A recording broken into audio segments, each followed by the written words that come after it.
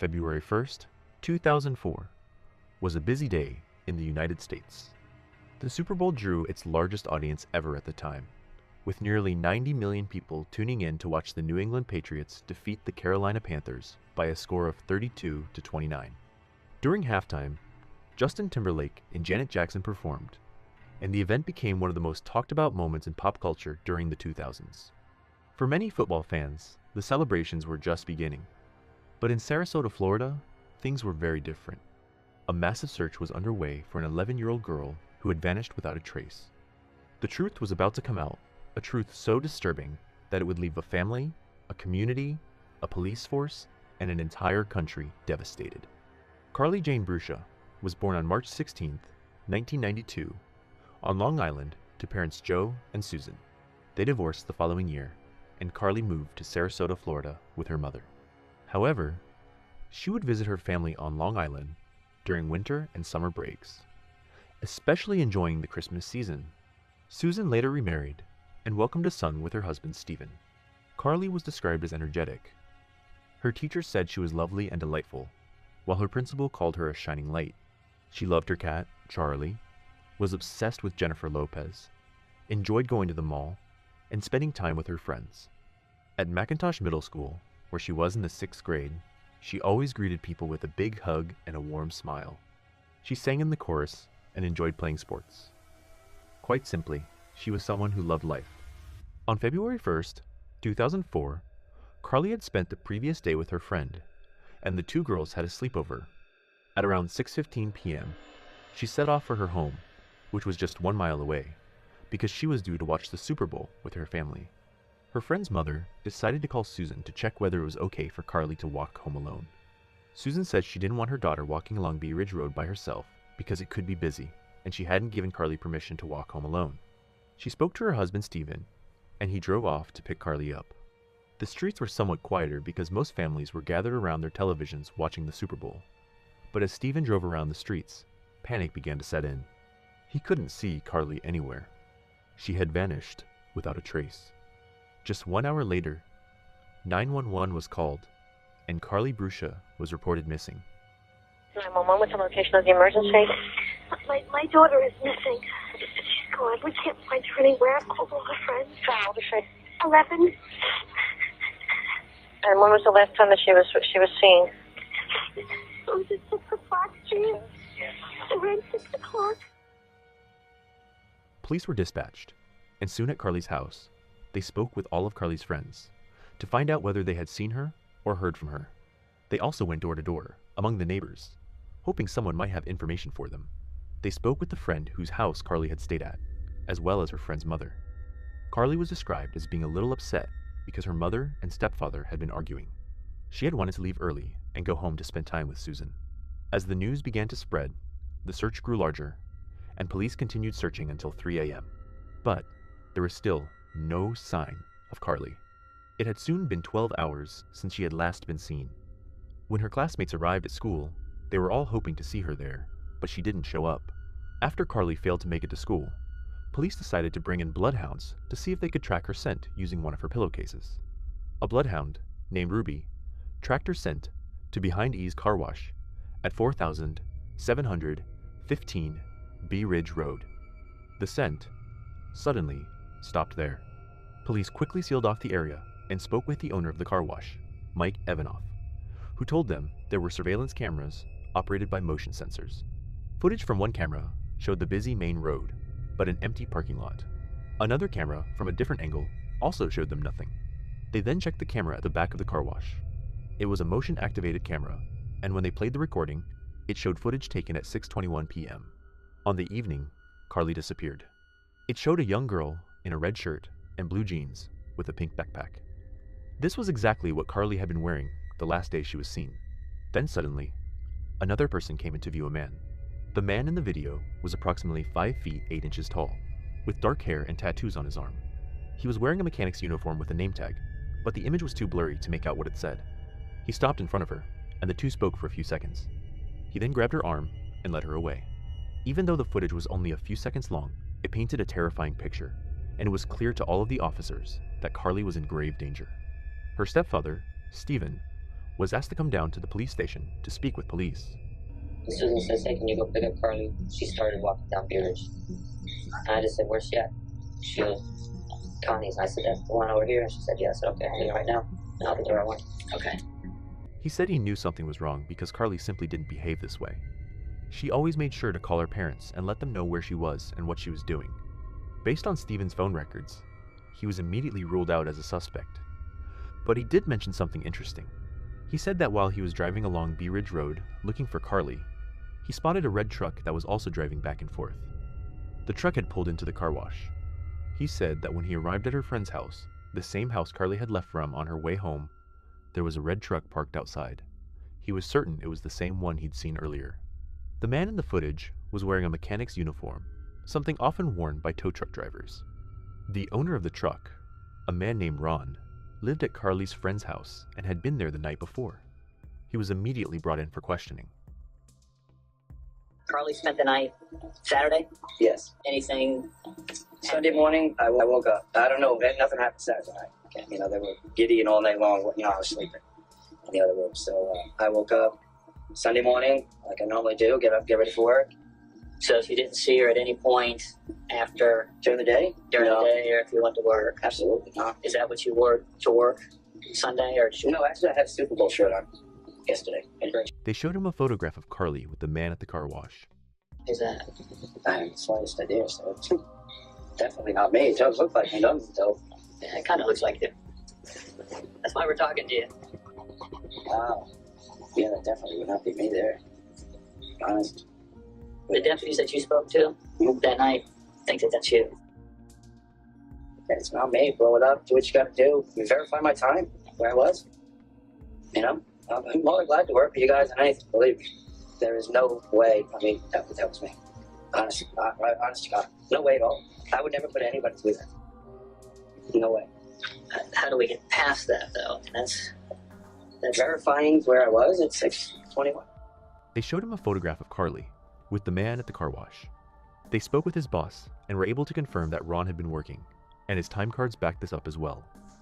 They searched his truck, but nothing was found. Ron was ruled out as a suspect, but that meant they still didn't know who the man in the footage was or where he had taken Carly. They also showed the footage to Susan, but she didn't know who he was either. For the community, this was extremely alarming because Joe said that people had been less than 300 feet away from the abduction.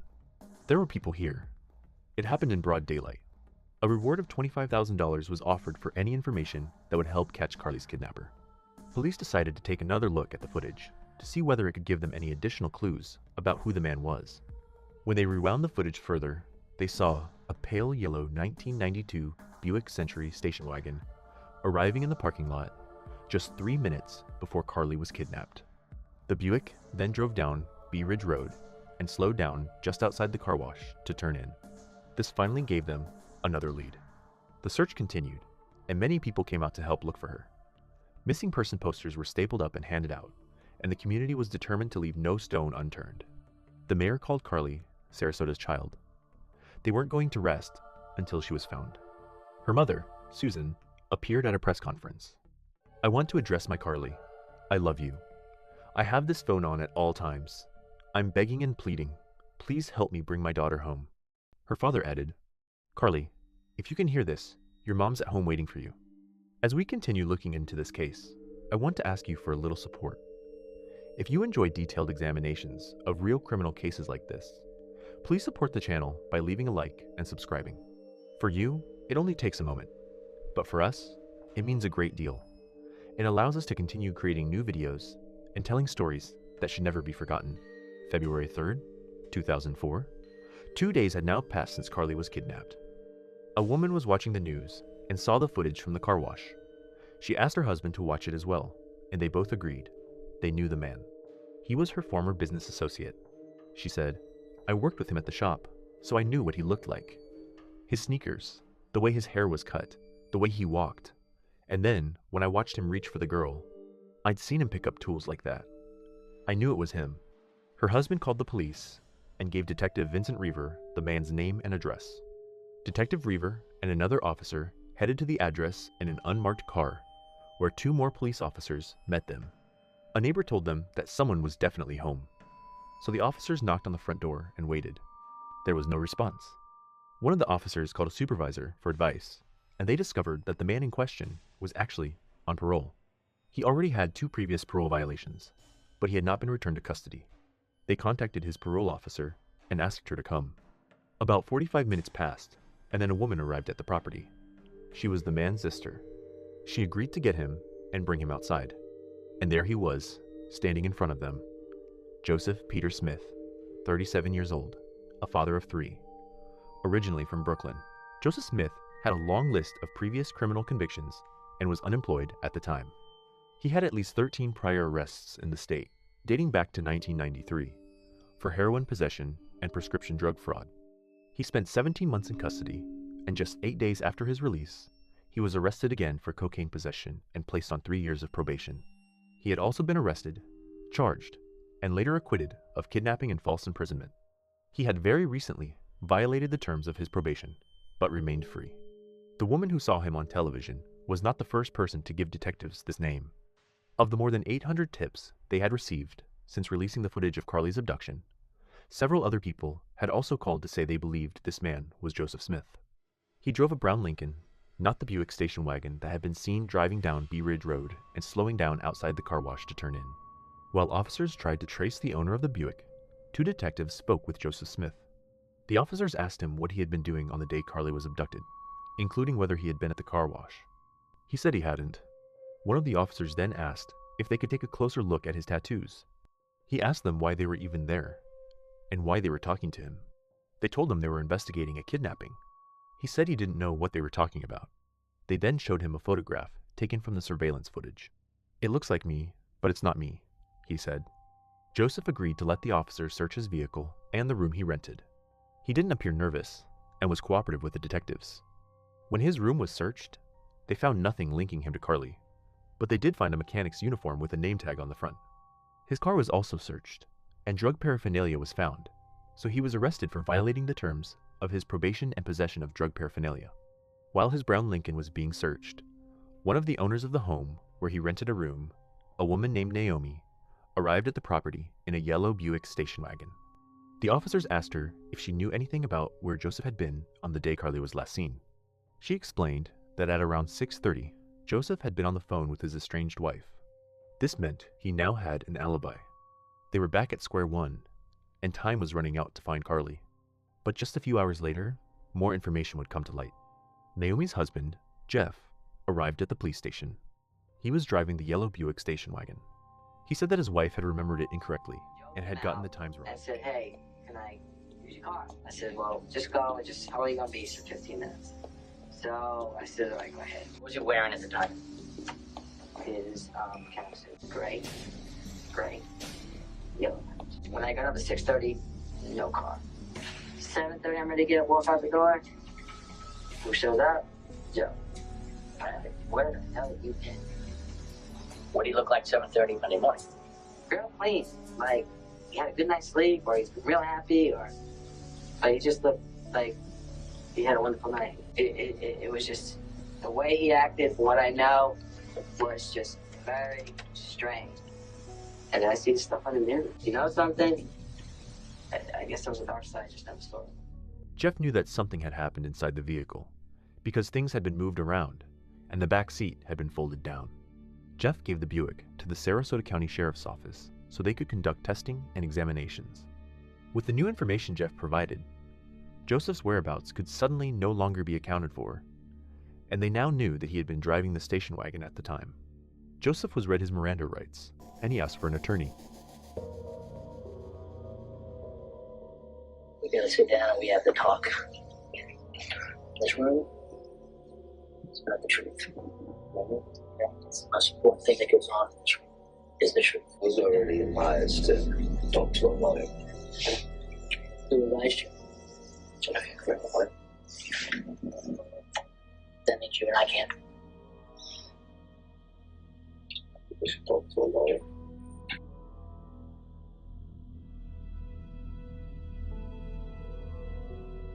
On the evening of February 4th, Joseph's brother, John, arrived at the police department, and FBI agents spoke with him. He said that he and Joseph were not on good terms, and that on the evening of February 1st, the day Carly was abducted, he received a call from Joseph at around 8 p.m. The following day, John was watching television with his girlfriend when he saw the footage of Carly's abduction on the news. Her face, her hair, the mechanic's uniform, he recognized the man immediately. His girlfriend recognized him too. She particularly noticed the way he walked because Joseph's walk had changed after he had undergone back surgery.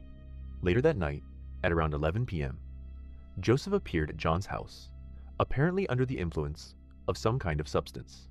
John allegedly refused to let his brother inside because Joseph had previously ogled his girlfriend's teenage daughter on several occasions. Although Joseph was wearing his mechanic's uniform as usual, this time he wasn't wearing his usual sneakers. He was wearing boots footwear he never wore. All Joseph said was, "You want to talk to me about something?" John told him no and shut the door on him. When Joseph went to work the next day, he was reportedly acting strangely, repeatedly washing his hands even though they were clean. He also told his boss that he might suddenly need to leave the state. John told the officers, "I don't have any concrete evidence. It's just, he looks like him, he walks like him. The more I look at that video, the more I look at him, the stronger the resemblance is. If it's not him, they needed Joseph to confess if they wanted any chance of finding Carly." John said that if Joseph were responsible, he would never admit it. He'll die with that secret. If it's him, you won't get it out of him. He told the FBI to try to gather more evidence. It was announced that detectives had enlisted NASA's help to enhance the image from behind the car wash and see if they could determine what the name tag said. They were able to. It said Joe. CNN reported that NASA had enhanced the small name patch enough to identify Joe. The arrest report also stated that he had maneuvered the Buick in a premeditated manner to conceal his actions and allow himself to approach Carly. The evidence was piling up, but soon the case would take another turn. On February 5th, 2004, Joseph spoke with his brother and mother. After an hour and a half, John came out and said that Joseph had come close, but he hadn't said anything. Neither John nor his mother was debriefed by officers afterward, and they were not placed under surveillance. After leaving the station that evening, John called the FBI. "I guess you heard. What do you want me to do?" The FBI agents were confused. What on earth was he talking about? John thought his phone had been tapped. It hadn't. Then it clicked. Joseph had obviously called his brother and told him something about Carly, and John, believing his phone was being tapped, was now calling to give them the information. 3 officers, including 2 FBI agents, went straight to John's property, and there, the truth would come out. John gave them directions to where she was, 6221 Proctor Road, near I-75. At 1 a.m., Carly's body was found in thick underbrush in a field behind the Central Church of Christ. She was naked from the waist down, except for a sock on her right foot. There was a deep ligature mark around her neck. The FBI agents took John back to the police department to speak with him again. He admitted that when he came out of the interview room and said that Joseph hadn't said anything, he had been lying. Joseph had actually said, "I'm sorry I did this to you." Their mother then left the room, and Joseph continued talking. He said that he had taken what he thought was cocaine on the day of her abduction, and everything that followed was a blur. John said it seemed like Joseph was afraid to say, "You know, she's dead." So I just said, "Okay, Joe, she's dead. Fine. Where is she? Where is she? We've got to find her. Where is she?" After they left the station, John and his mother went to the church to look, but they didn't find anything. Joseph then told them she was in a field behind the church. John told the agents he hadn't said this before because he didn't believe what Joseph had told him, and Joseph hadn't actually confessed to killing Carly. John said he had gone there because he was curious to see whether anything Joseph had said was accurate. He said that if he found Carly alive, his plan was to free her, give her money, take a photograph to sell to the media, and then use that money to hire a good lawyer for Joseph. Joseph eventually confessed to sexually assaulting her in the vehicle. He then admitted that he had violently raped her. A storm was moving in, so the decision was made to leave her body where it was overnight and move it in the morning to prevent her body from being photographed from above. The police department contacted the White House, which granted a special no-fly zone over the area. Her body was later examined by the Sarasota County Medical Examiner, who determined that she had been dragged into the field and strangled from behind. Ligature marks on her wrists indicated that she had been bound. Joseph's DNA was found on the back of her shirt, and it was later reported that the probability of randomly selecting a Caucasian man who would have the same DNA profile as the sample was 1 in 32 quintillion. This figure was given in testimony by an FBI DNA examiner. The evidence didn't stop there. 2 of her hairs were found in the Buick, and 7 fibers found in the Buick matched Carly's red shirt. Joseph had dumped her clothes and pink backpack in different dumpsters in an attempt to cover his tracks. Sheriff Bill Balkwell was given the task every officer dreads. He had to tell Susan. He headed over to her house and broke the tragic news. Susan screamed, "He killed my daughter! He murdered my daughter! He murdered my baby!" Sheriff Bill Balkwell then had to address the public. His voice was breaking as he spoke. Contemporary reporting confirms that Balkwell announced Carly's body had been found, and that Joseph Smith was under arrest for her abduction and murder. The body of a beautiful 11-year-old girl, Carly Busha, has been found. Joseph Smith is under arrest for the abduction and murder of Carly. Friends, family, and local community members who had searched for Carly gathered at the church to lay flowers and pay their respects. McIntosh Middle School announced that following the news that her body had been found, they would open the school to the community and offer grief counseling to those affected. The impact of the crime was so enormous that parents were too frightened to even let their daughters walk to the mailbox. The community held a vigil outside her home, showing Carly and her family just how much they were loved and supported. "We love you, Carly," was written on banners and posters. Her father, Joe, offered his thanks to everyone who had helped. "I just want to thank all of the people behind me for their efforts to find my daughter, and the community that was so involved. I just want to thank everybody for all they've done." On February 9th, Joseph spoke with his mother, and their conversation went something like this. "Oh, Joe, the best thing you can do is try to explain it. But it was an accident, Mom. I know it was an accident. Joe, you don't think I would believe that you did that on purpose, do you? Mom, no, I don't. I don't think so at all. Not at all. I know you better than that. But everyone is up in arms, the community, the press, the governor, the mayor. You just don't know." At a memorial service for Carly, held on February 10th, many people attended, including Sheriff Bill Balkwell. For everyone, this was the devastating outcome they had hoped and prayed would never happen. On February 20th, 2004, Joseph Peter Smith was charged with kidnapping and 1 count of sexual battery, and he was also indicted for first-degree murder. Because this was Florida, he could face the death penalty. Captain Jeff Bell said, "We now stand ready to complete our obligation and assure you that he will pay the ultimate price for what he did to her." While he sat in custody awaiting trial, a letter from Joseph to his brother was intercepted. It had been written in code, which was later deciphered. The letter said, "I wish I had something juicy to say. Oh, okay. The backpack and clothes went in 4 different dumpsters. I left her out in the open. I dragged the body to where it was found. Destroy this after deciphering it and shut up." Before the trial could begin, Carly's grandmother passed away, with some people saying that she had died of a broken heart. Her grandfather left the United States and moved to Europe, where he would later pass away as well. Carly's uncle drove his truck into a tree and died as a result of his injuries. It was reported that some people believed he had done this with the intention of taking his own life. A month before the trial was due to begin, Joseph's lawyer tried to have the car wash video and the confession he had allegedly given his brother in prison thrown out. The lawyer argued that the prosecution could not prove that the digital images and the date and timestamps on the video were authentic and accurate, and therefore the footage should not be used. He also argued that when the FBI got his brother to speak with him after Joseph had already exercised his right to remain silent and ask for an attorney, it resulted in an illegal interrogation. An FBI agent said that John had wanted to speak with his brother to see if he would answer any questions, and had only done so after authorities received approval for the visit from Joseph's attorneys. It was now time for Joseph Smith to stand trial. The evidence was strong. The footage from the car wash, the evidence from the Buick, the fact that he had been driving the Buick at the time, the DNA found on her clothing, and the fact that he was able to tell them where her body was. It was a difficult and deeply confronting trial for those who had held out hope, searched for her, and supported her loved ones. It was extremely difficult to sit through the details of what had happened to her. One of the people to testify was John, Joseph's brother, but this testimony was not without its problems. Prosecutor Deborah Riva asked Judge Andrew Owens to declare John an adverse witness, also known as a hostile witness. At that point, John was facing charges for drug possession and armed robbery. It was reported that John admitted during his testimony that he was under the influence of crack cocaine. After all of the evidence had been presented to the jury, they soon returned with a verdict. A few weeks later, on December 1st, the jury voted 10-2 that Joseph Smith should be executed by lethal injection. Joseph asked the judge to spare him for the sake of his family. However, on March 15th of the following year, the judge officially sentenced Joseph Smith to death for his crimes.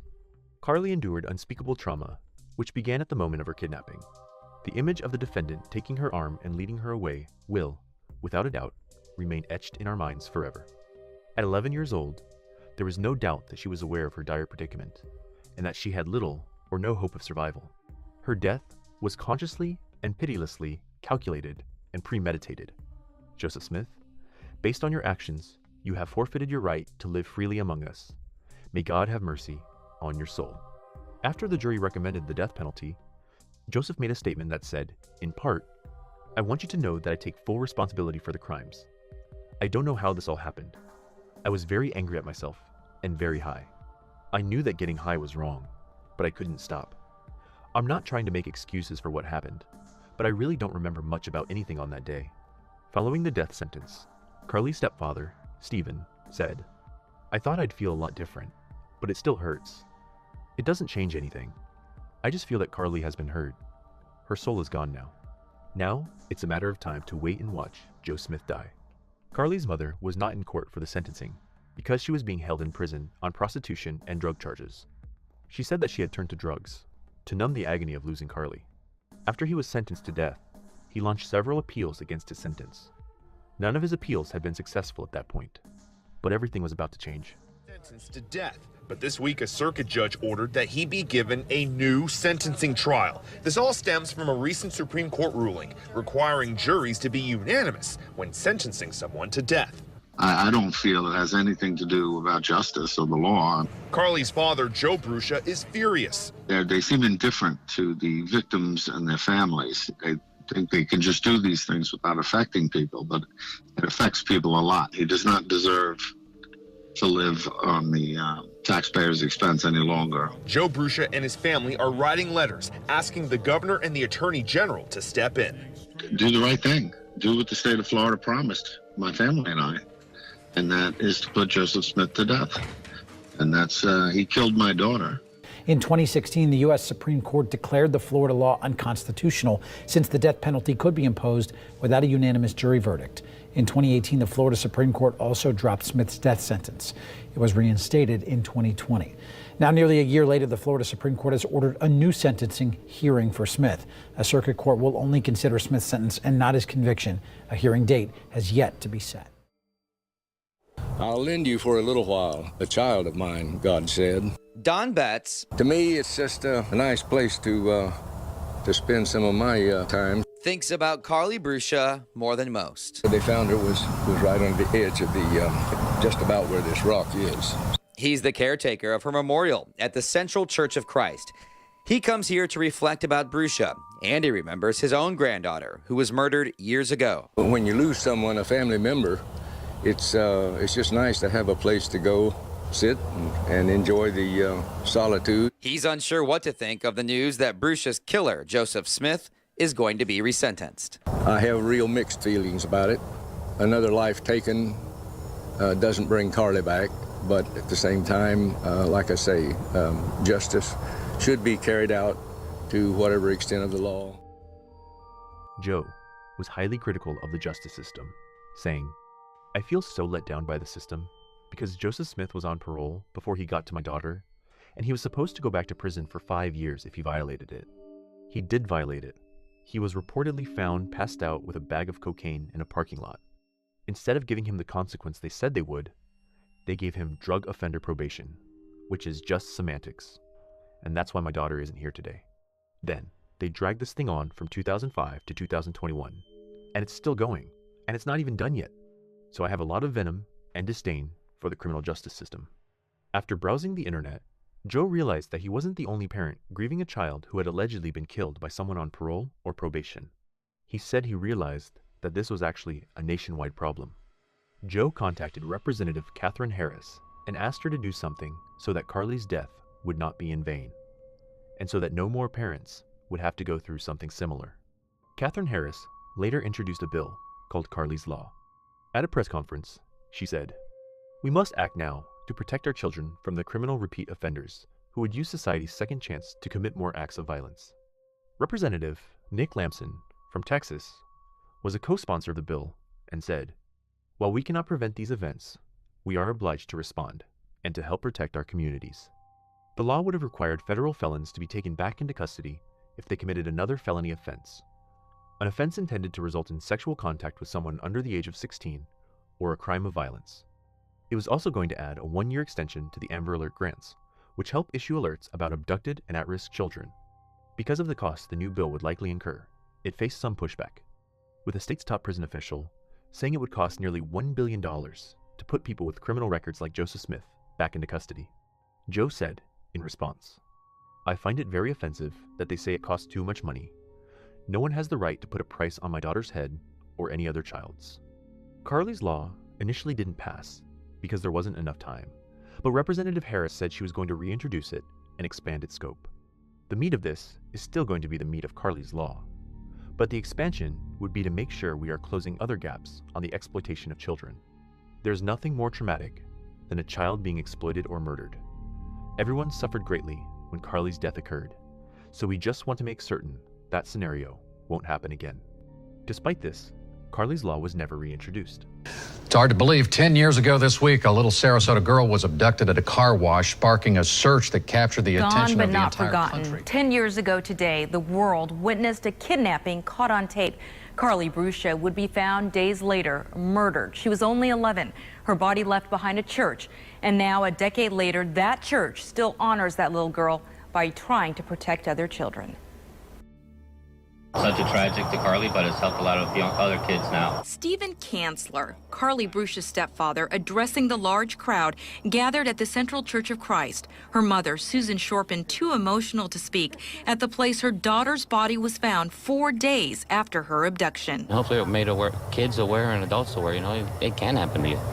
You hear about it being somewhere else. You never think it'll happen here in your backyard. The massive search and the tragic discovery hard to forget, even for seasoned officers who attended the memorial. For something like this to happen to her, I think it is probably our worst nightmare, but it's also gave us that sense of vigilance, and that's what I think really drove us all together to try to bring him to justice. Smith sits on death row, but in the past 10 years, the church has worked with the community, sponsoring 8 kid safety rallies, among other campaigns, all in memory of a little girl gone too soon. We're going to keep Carly's memory alive. This will always be a place in this community where you can come, where you can remember, and where you can recommit yourself to taking care of the kids in our community. Later, Bradenton Police Department Assistant Chief Paul McWade confirmed that Joseph Smith had also become a suspect in another murder, the murder of 25-year-old Tara Riley. He added that he intended to have officers speak with him about the case while he was on death row. In March 2000, Tara Riley's naked body was found in a retention pond behind a Walmart in Florida. Tips had come in, but there was nothing concrete. She had been seen arguing with someone in the parking lot, and 2 years after her murder, police did question someone who matched the description, but there wasn't enough evidence to file charges. Before long, her case went cold, and her files gathered dust. Any hope of catching her killer faded more and more as the years passed. 6 years later, though, her name resurfaced during a recorded phone call. Joseph, who was sitting in prison, had a conversation with his brother and mother. They were asking him a series of questions. One of them was, did they ask about Tara? Joseph's brother, John, actually knew Tara Riley. The two had worked together.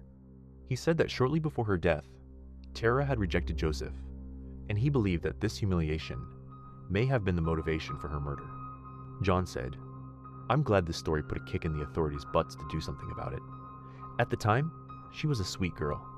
She had a long life ahead of her, way too early to depart this earth. I hope they solve this murder before my brother dies." He also said that he believed his brother was responsible for her murder. 17 years after Carly's abduction and murder, breaking news was announced. 55-year-old Joseph Smith died at Union Correctional Institution on July 26, 2021. The cause of his death was not immediately announced, but it was later reported that he had died from liver cancer. Other sources said that his death occurred after he contracted hepatitis C.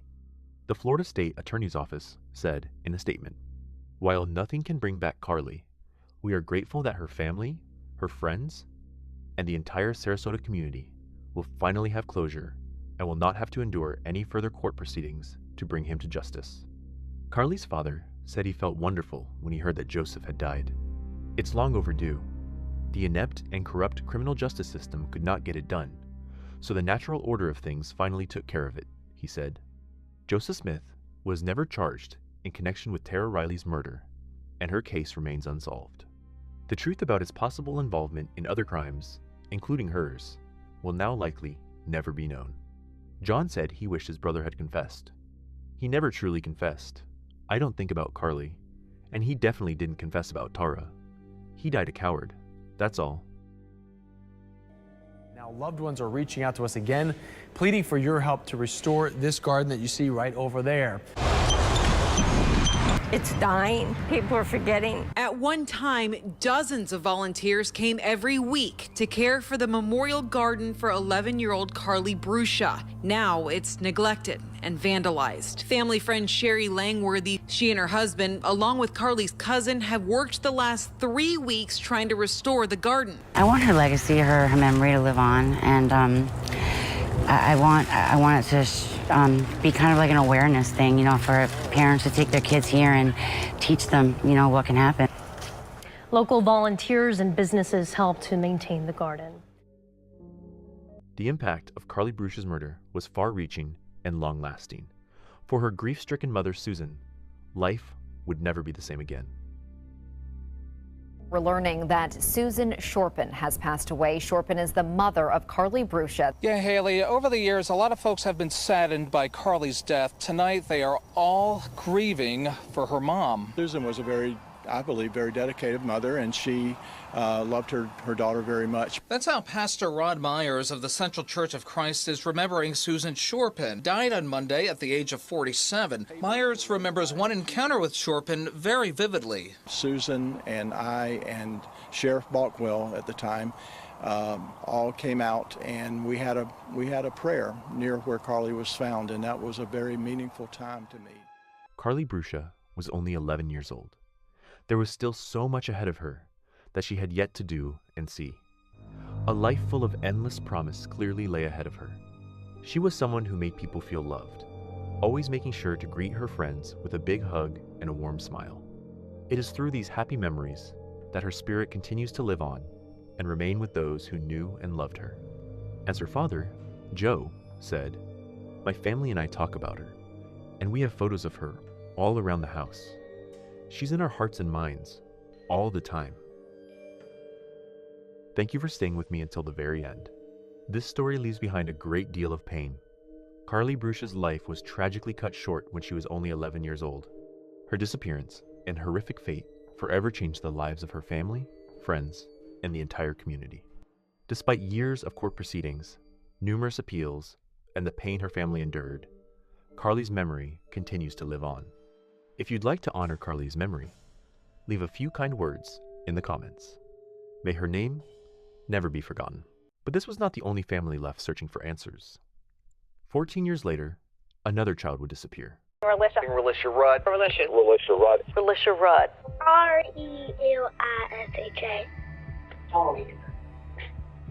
Relisha. March 19th, 2014, Washington, D.C.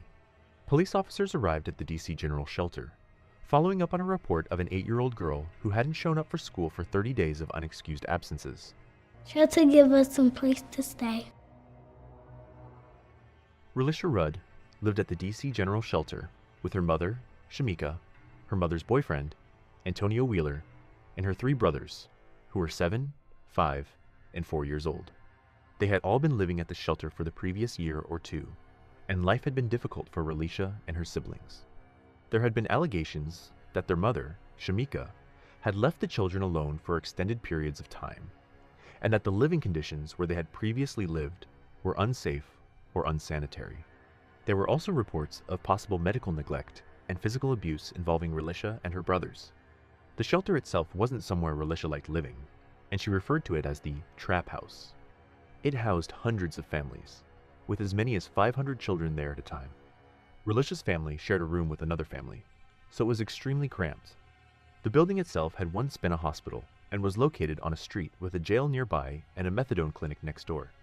Reportedly, there were rats, cockroaches, bedbugs, and lice. It wasn't unusual for spiders to bite people while they slept, and dirty showers would lead to rashes.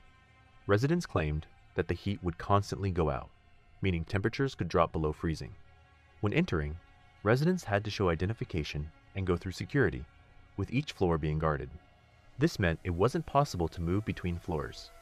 There was also a curfew in place, and children weren't allowed to leave the shelter unless they were with a parent or guardian.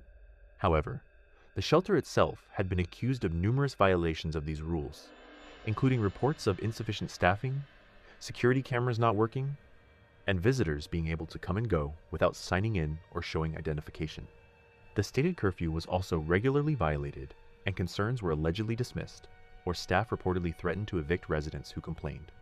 Staff members were regularly reported for misconduct, including sexual assault, taking photos of residents while they showered, and attempting to involve them in illegal tax scams. Residents complained about numerous incidents, and this did result in a number of staff members being fired. Yet the misconduct continued over the following few years. Okay. A counselor at Payne Elementary School, where Relisha attended, contacted the DC Child and Family Services Agency because they were concerned about how much school she had missed. By March, they realized that she had a number of unexcused absences, so they tried to get in contact with her family. On March 5th, the school spoke with Shamika about Relisha's absences. Shamika attended a parent-teacher conference because of the low attendance, but the situation didn't improve. In fact, no one saw Relisha after that. During a follow-up call to the family, a social worker was told that Relisha was too sick to attend school and was under a doctor's care. They were also told that she had been experiencing severe headaches and seizures. A few days later, a relative of Relisha, who was sometimes described as her grandmother, Melissa, and at other times simply as a family member, came to the school with a piece of paper. It had the name of a doctor, Tatum, along with a phone number written on it. On March 10th, the school called the number, and Dr. Tatum answered. He confirmed that Relisha was suffering from a neurological disorder and was receiving treatment. However, as part of the reporting process for such a prolonged absence and medical issue, the school needed medical records to support this information.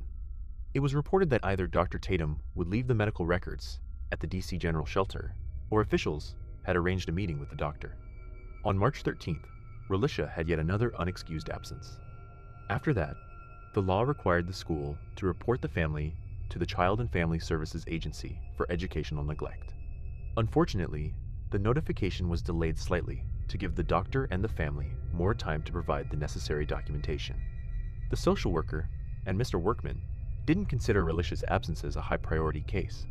Later, when he spoke about it, Mr. Workman admitted that this had been a mistake.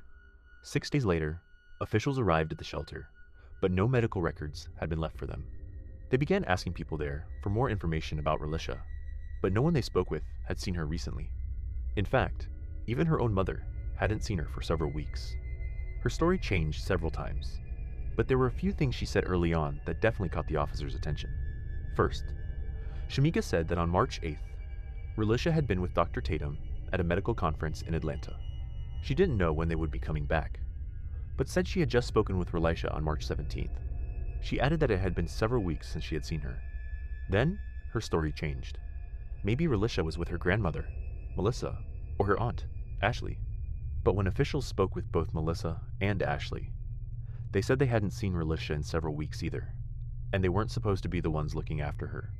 When a social worker spoke with Shamika about the conflicting accounts of where her daughter was, she said she didn't want to file a missing persons report.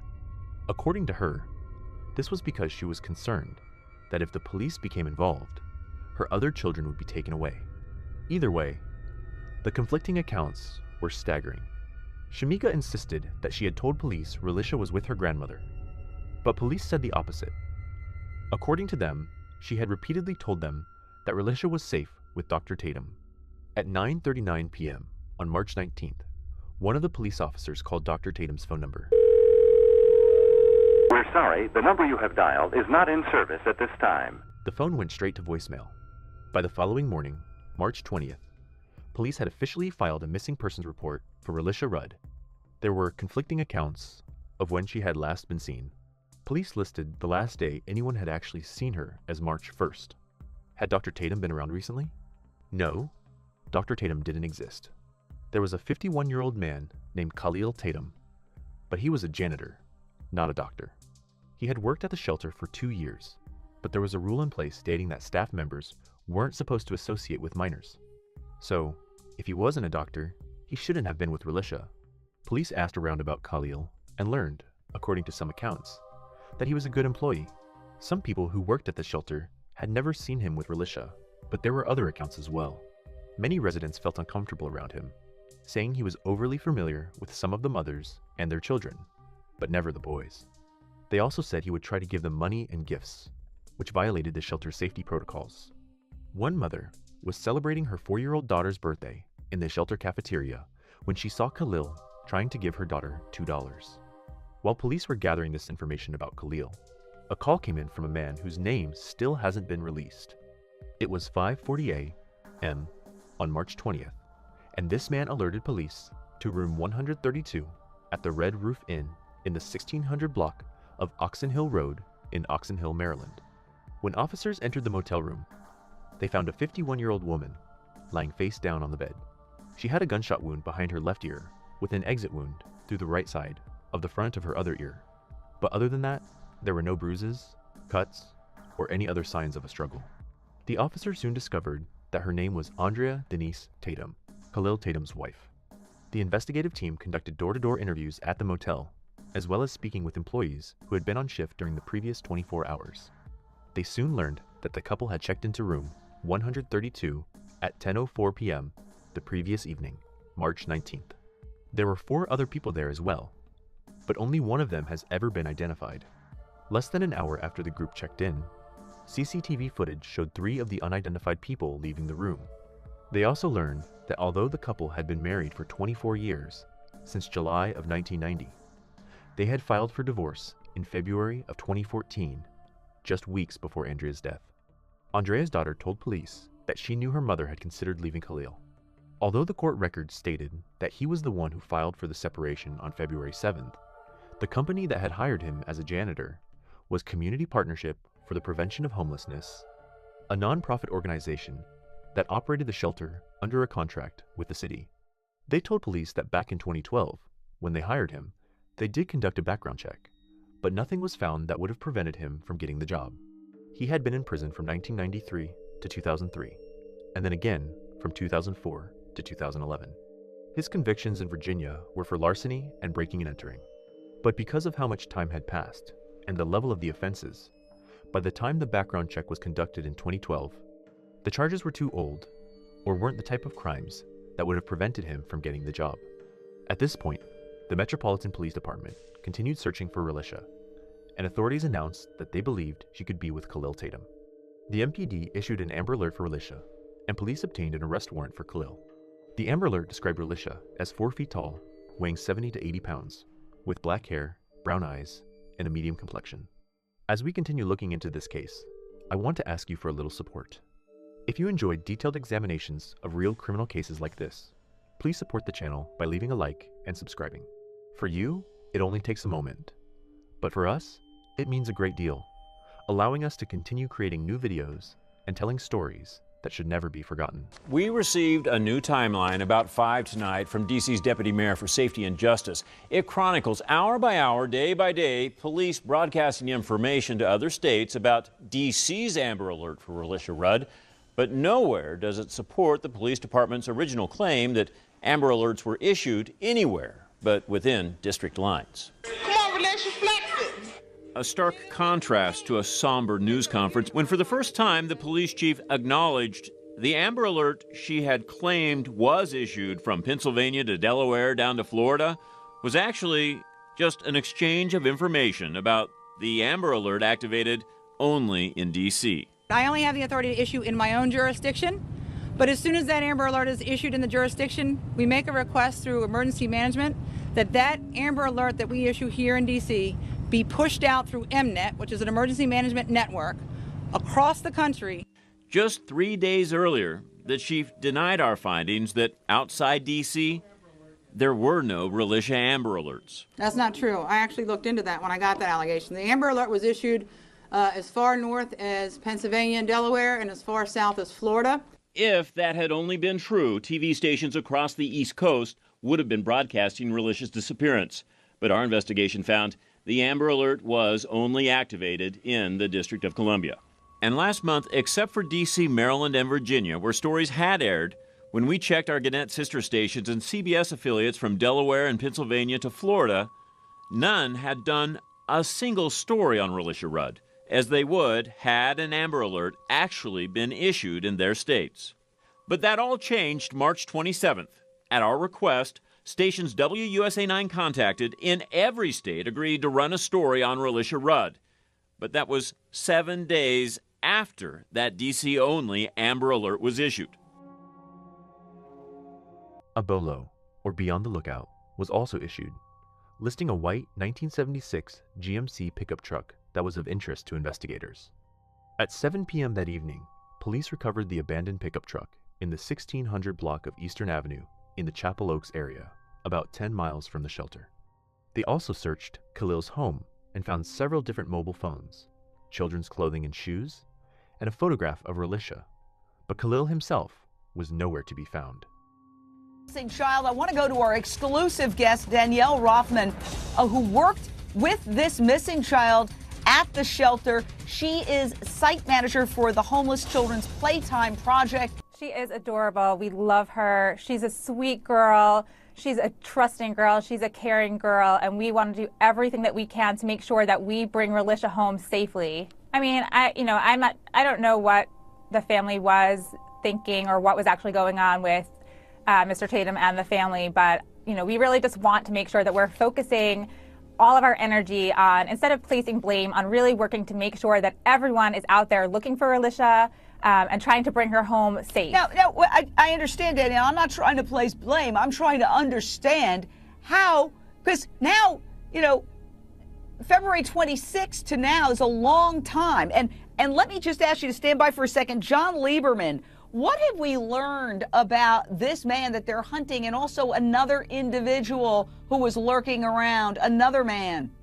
Well, let me start with this suspect. First of all, he has a lengthy rap sheet back from the early 1980s through the mid-2000s for things like breaking and entering, larceny, and the like. There are no sex crimes, no violent crimes up until him being accused of this murder. I can also tell you this. I'm told by law enforcement sources that he has property, a cabin in Frederick, Maryland. So police are searching those suburbs of Washington, D.C. around Frederick. The other guy who was named in the Amber Alert in the very beginning, he has now been ruled out in connection with this case. So they're only looking for this suspect. And I'll tell you what, my police sources are saying they're frustrated because they don't have a good timeline here. They don't know for sure when this little girl was last seen because she wasn't reported missing right when they believe she went missing. On March 25th, the FBI released surveillance footage from the Holiday Inn Express on Bladensburg Road Northeast, just 6.6 miles from the shelter. The motel was often used to provide temporary housing for people who would otherwise use homeless shelters. The footage showed Relisha wearing pink boots and a purple Helly Hansen jacket with white stripes, carrying a plastic bag and walking alongside Khalil. The footage was recorded on February 26th. When questioned, her grandmother Melissa and stepfather Antonio said they believed Relisha was going to a pool party with Khalil's granddaughter. It was believed that the plastic bag she was carrying in the surveillance footage contained a swimsuit that he had taken her to buy. However, after that, other members of Relisha's family were questioned as well, and it became clear that piecing together an accurate account of the events leading up to her disappearance, including who she was with and when, was going to be very difficult. There were a number of conflicting accounts from different family members, and the credibility of several of them was also called into question. The investigative team learned that it wasn't unusual for Khalil to be alone with Relisha. While speaking with her grandmother, She revealed that Relisha would often want to get up and have breakfast in the shelter cafeteria. But because neither her mother nor stepfather were awake yet, she would have to find someone else to take her, since the rules prohibited her from being there without an adult. Khalil became that adult and would often take her to breakfast, along with the other children. He also gave Relisha gifts, including $20 bills, a Kindle Fire tablet, trips to the movies, and tickets to see Disney on Ice that he had taken her to. How Relisha ended up in his care for such long stretches is tangled in contradictions. Her mother, Shamika Young, said she last entrusted Relisha to her grandmother, Melissa Young. In the aftermath, the two of them pointed fingers at each other, each insisting the other bore responsibility for what went wrong. If they think they know where she may be, or if they think there's some other possibilities that we haven't checked, we want to know about it. Melissa Young began to notice Tatum, the shelter janitor, hanging around Relisha. She asked her daughter Shamika who he was. My daughter says, "Mom, that's Mr. Tatum." I say, but it's not going to look right for your daughter to go. She say, "Mom, she go on to play with the granddaughter. It's fine." Every time my granddaughter comes back, she tell me, "I had fun with Mr. Tatum's granddaughter. I want to go back." Melissa Young adds that all the attention Tatum was paying to Shamika's children was something the family had grown used to. People just love Shamika kids. So it wasn't strange for us to see that somebody was doing something, in their time of need. And the more Tatum did, the more the family trusted him. I've been around this man. Like, if he is getting off from work and he's coming down, going on his way home, and he see me walking, he will pick me up and give me a ride. So I have been in this man's car by myself, and I didn't get no uncomfortable feeling. It was also reported that on numerous occasions, Relisha was allowed to stay overnight at Khalil's place, usually with the explanation that his granddaughter would be there. It was clear that Relisha's family knew she was spending time with him, and even referred to him as her godfather. Antonio's mother, Belinda, said that both Antonio and Shamika knew Relisha was with Khalil, and that he always brought her back on time. Shamika spoke about how she thought of him as a helpful man, but didn't realize that Relisha was spending quite so much time with him. Is it possible you may never find Relisha? I hate to say that.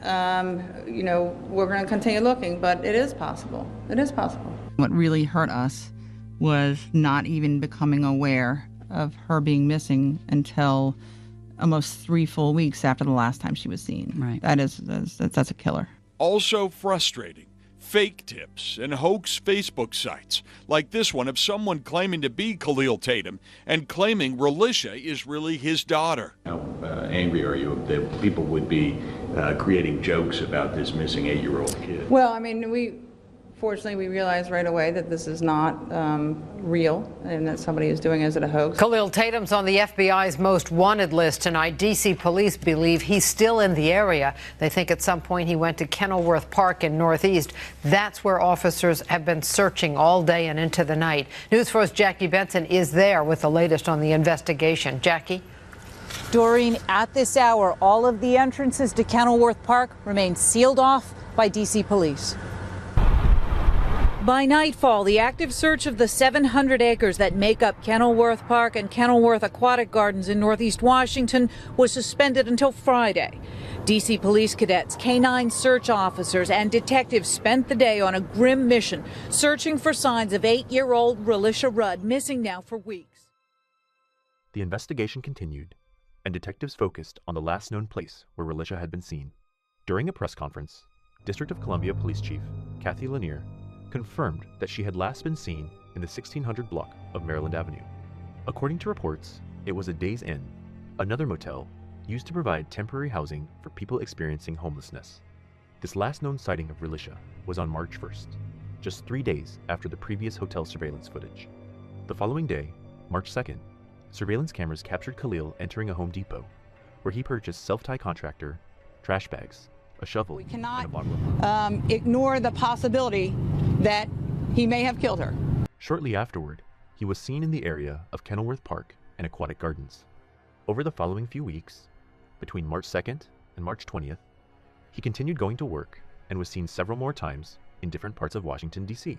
However, Relisha Rudd wasn't with him during any of these sightings, and there were also long periods when he wasn't seen. News 4's Shamari Stone, who just spoke to Relisha Rudd's mother. Shamari? Well, tonight, Relisha Rudd's mother is speaking out for the first time about this latest development. She says that she defends her decision not to call police after her daughter went missing over approximately 3 weeks from the D.C. General Family Shelter behind me. I love you. And come back home to your mother safely. Shamika Young speaks out to her missing daughter, Relisha Rudd, holding on to hope the 8-year-old is alive. And if you do return back unhome, you will never, ever go with anybody else. You will be next to my side. Shamika shares her reaction with me to the latest development in her daughter's disappearance. Tonight, 2 D.C. police sources tell me Tatum bought lime and a shovel in addition to the contractor-sized garbage bags on March 2nd. They're searching a park for Relisha. D.C. police believe she's possibly in danger. That got my head messed up.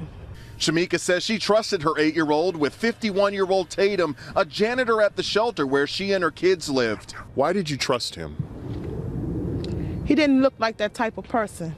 Police say he's suspected of killing his wife last week, and he's on the run with Relisha. Some people would say, why didn't you call police if your daughter was missing? I ain't want to lose my other 3 kids. Today we've learned the last time anyone else is known to have seen Relisha was on March 1st, and she was with Tatum. Some say you refused to fill out a missing persons report. Is that true? And we're going to get that clear. No, that's not true. They never asked me to issue out a missing person report. Police say Relisha's mother gave her daughter to Tatum. She says he would take her to Disney on Ice and bought her gifts. Shamika tells me she loves Relisha and she's a loving mother. I'm a hell of a good mother. And I am going to say this. It's kids out here that wish they had a mother like me.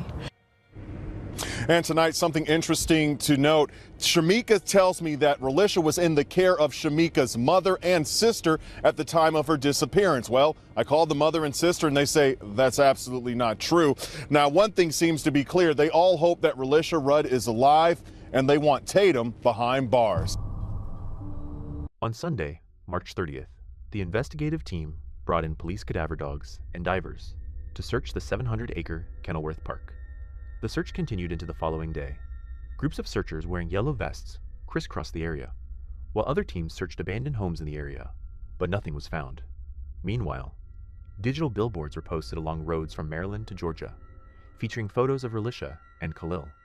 To encourage people to come forward with any information, the FBI offered a reward of $25,000 for information that would help locate and return Relisha. The District of Columbia Police Chief said that the search was best described as a recovery operation. Search teams have been scouring a wooded area where Tatum was last seen after buying large rubbish bags. We are still in the park area here. This is over 700 acres of land. The search that we are conducting right now is a very technical search. So 700 acres of land and lots of small bodies of water. An arrest warrant has been issued for Tatum in connection to the murder of his wife, who was killed in a hotel room last week. He's considered armed and dangerous. Now on the FBI's most wanted list, his image alongside Relisha's can be seen on digital billboards across a 700-mile stretch from Pennsylvania to Florida. The FBI have released video footage of Relisha in a Holiday Inn with Tatum on the 26th of February, the day she was first left in his care. Relisha was then repeatedly absent from her school.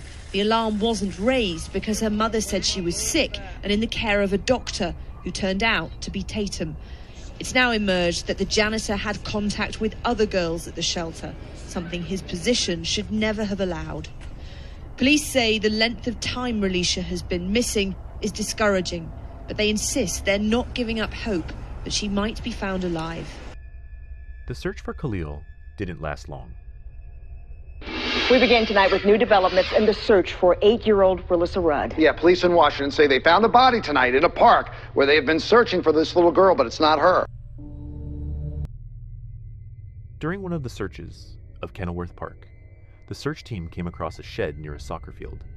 Inside, they found the body of a man who had died from a self-inflicted gunshot wound. Based on the level of decomposition, investigators estimated that he had died anywhere from 36 hours to several days before he was found.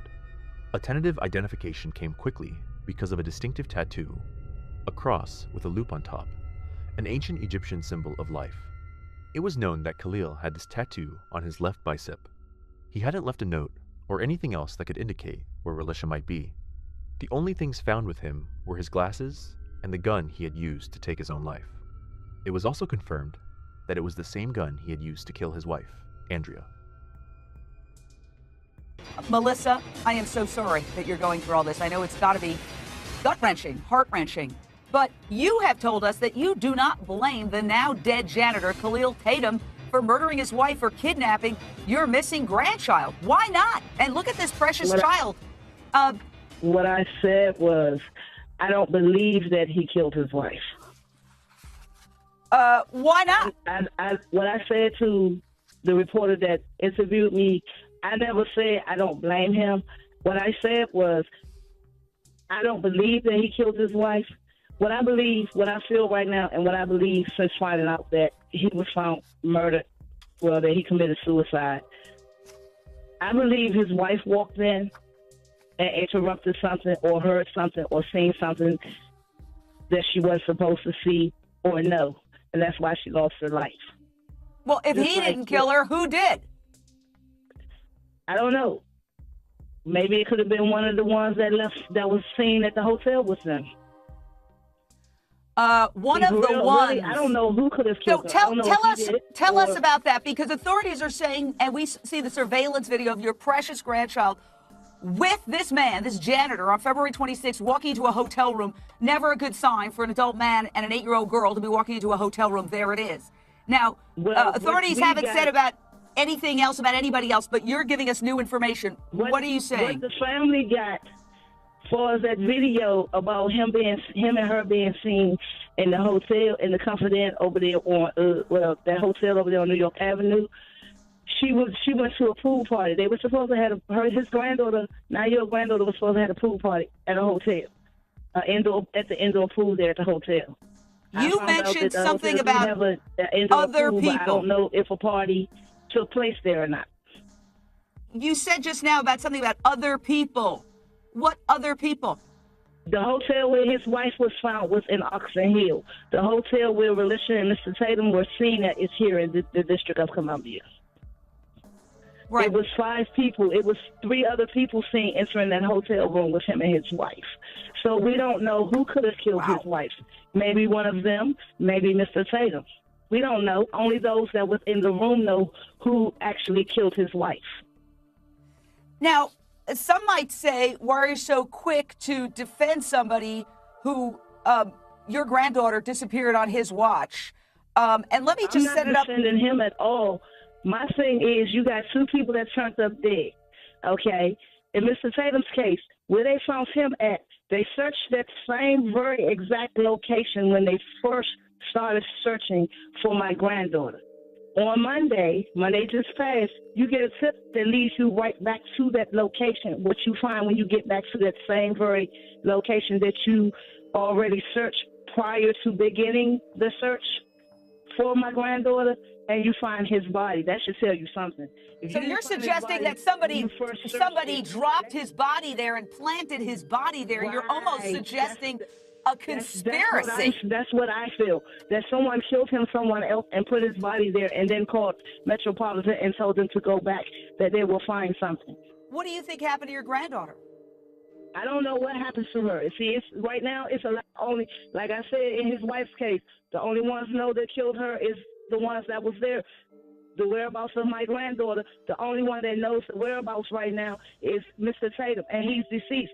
What you're suggesting is also, if you extrapolate, you're suggesting maybe he didn't kill himself, that he was killed and planted there. Oh my gosh, my head is exploding with this conspiracy theory. That's what I feel.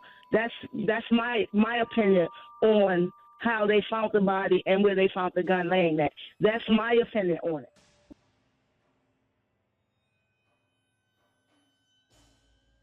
The agency responsible for protecting children in Washington, D.C., the Child and Family Services Agency, came under intense scrutiny as questions began to arise about how many warning signs had been missed and for how long. Years before Relisha disappeared, the agency was already well aware of her and the situation at home. Shamika gave birth to Relisha on October 19th, 2005, when she was 19 years old. By the time Relisha was 1 year old, social workers had already been inside the home, and what they found immediately raised concerns. There were reports that she wasn't being adequately fed, that the living conditions were unsanitary, and that Relisha may already have been showing signs of physical abuse, including unexplained injuries. Unfortunately, even though the social worker assigned to Relisha's case noted that she was very concerned for her because there was no proof that abuse was actually taking place, nothing was done. Shannon Smith was Relisha's cheerleading coach at her first school. Shannon noticed that Relisha always wanted hugs, and when Shannon hugged her, she could smell that she needed a bath. It wasn't long before they developed a routine. Every morning, Shannon took her to the nurse's office to wash her and put lotion on her. Shannon would babysit her on occasional weekends, and whenever she bought clothes and toys for her own granddaughter, she would always pick something out for Relisha too. In her spare time, Relisha spent a lot of time in an after-school program called Homeless Children's Playtime Project, which encouraged art projects, playing, singing, dancing, and many other activities. Relisha would arrive early to help set up and stay afterward to help clean. The co-founder of the project spoke about how Relisha's disappearance exposed a number of problems at the DC General Shelter, including a lack of support for families experiencing homelessness. They said that children at DC General had been neglected for many years before Relisha Rudd went missing.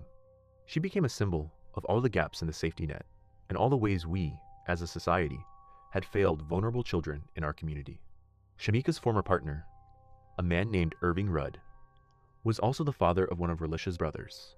Shamika went on to have 2 more children, both boys, with a different father, Relisha's stepfather, Antonio Wheeler. Eventually, Shamika, Antonio, and the children were evicted and moved in with Shamika's sister, Ashley, for a while. However, Ashley wasn't happy with Antonio's behavior, particularly his fighting. So she told them they needed to leave, and that was when they ended up in the homeless shelter. By 2010, the agency had documented even more concerns, including allegations of medical neglect and reports that the children were being left unsupervised in conditions investigators described as unsafe. These weren't isolated incidents, they were patterns. In November 2013, police officers were called following a report of a child being injured. A social worker noted that one of Relisha's brothers had been thrown to the ground and smacked in the face. The children said that their mother was verbally and physically abusive, and that she often left them home alone. The Child and Family Services Agency faced criticism for not acting sooner on Relisha's school absences, and for failing to remove her and her siblings from an abusive situation. But the abuse in the family wasn't limited to Relisha and her siblings. It had started years earlier as part of a generational history of neglect and abuse. Relisha's mother, Shamika, grew up moving in and out of homeless shelters. Shamika was taken away from her mother, Melissa, when she was only 9 years old. Her father had left when she was just 2, and her mother struggled with an addiction to cocaine. After that, she spent years in various foster homes, along with her 3 younger sisters and brother. As a teenager, she was diagnosed with a mild intellectual disability and placed in a psychiatric residential treatment facility. A case manager described her as a very sad, angry youth. She did not make eye contact or speak without considerable encouragement. She cried easily and reacted angrily to sudden transitions. In 1998, Shamika was removed from one foster home after her foster parents requested it because of problem behaviors, stealing, lying, being uncooperative, and bedwetting. After Relisha went missing, Shamika's other 3 children were also taken into care. Relisha's father, Irving Rudd, had twice filed for full custody of Relisha and her brother 2 years before she went missing, in February and September of 2012, but ultimately, he was only granted visitation. Back in 1992, Irving's 17-month-old daughter from a previous relationship was brought to Children's Hospital with a split lip, a fractured skull, and bruises all over her body. Afterward, he was charged with first-degree murder. 2 witnesses told authorities that he had grabbed his daughter by the neck, thrown her into an end table, and then pounded her on the chest. One witness said the toddler lost consciousness after Irving tossed her onto a couch and she hit her head on its wooden back. He told police, "Although I've killed her, it's not intentional, and I realize I've done something wrong." He explained that when the child started whining, he picked her up by the neck and then let her go. And when she didn't stop, he took her into a bathroom and put her under the faucet, and because her mouth was open from the whining, the water just went in. An officer asked if he had assaulted the child before, and he replied, "Not that one. We were both involved in spanking the other twin too hard, and broke her leg. With this information, police went to the family home and found another child suffering from similar injuries and severe undernourishment. Ultimately, Irving was convicted of involuntary manslaughter and sentenced to 15 years in prison. He was released in 2002. By the time Relisha disappeared, she was already growing up in circumstances shaped by instability, hardship, and trauma that stretched back long before she was born. Those struggles had become part of the backdrop of her childhood. It was a reality she had no control over and no responsibility for. And yet, while those experiences helped explain the challenges surrounding her early life, they did nothing to answer the question that now haunted investigators. Where was Relisha Rudd? Worse still, the one person believed to hold the key to that answer was now dead, leaving investigators with precious few leads and forcing them to piece things together from fragments of information, contradictions, and scattered sightings. While the trail seemed to grow colder by the day, according to Relisha's grandmother, Khalil was someone they trusted. Relisha trusted him. She was the kind of child who would speak up if she felt uncomfortable. If something had happened, Melissa was certain she would have said something. But Melissa also spoke about how freely Shamika trusted other people with her children. She trusted everyone with her kids. So the question, who failed Relisha? Who do you think failed Relisha? Honestly, I think it's more that the government could have did. I think the school failed her too. Why is that? Because if they would have came out with a name from the start, something could have been done from the start. If they would have what? I'm sorry? Came out with the name of a doctor, something could have been started. Instead of them approaching my significant other as, tell Miss Young her doctor's called and she's clear. He could have approached it another way, but he didn't. Relisha's mother, Shamika Young, blames everyone but herself and Khalil Tatum, the man police say abducted her little girl, Relisha. Did she ever stay with Mr. Tatum at his house? Not that I know of. Do you blame him at all in this? I choose not to answer those questions. Are you angry with Mr. Tatum?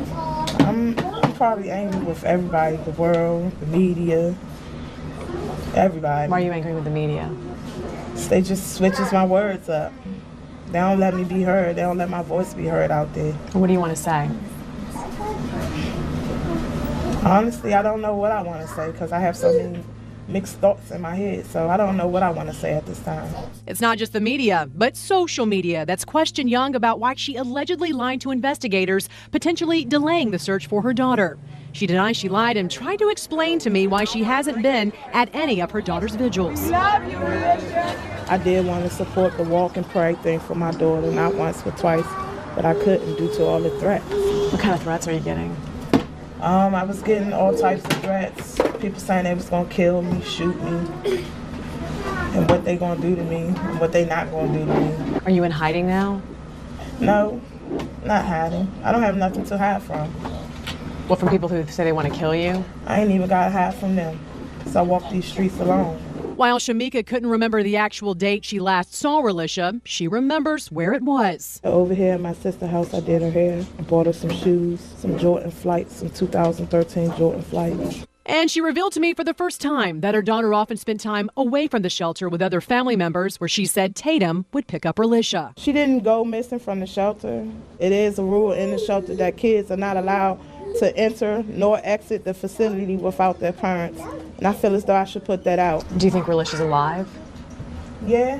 Why do you think that? I always have strong hopes. You can't never let your hopes down. And God don't play with babies and food. If she is alive, where do you think she could be? I don't know. Another full-scale search was launched in December at a 15-acre construction site near the Days Inn Motel, where Relisha had last been seen alive. About 80 officers and cadets, some with cadaver dogs, combed through the weeds and over mounds of hard red clay.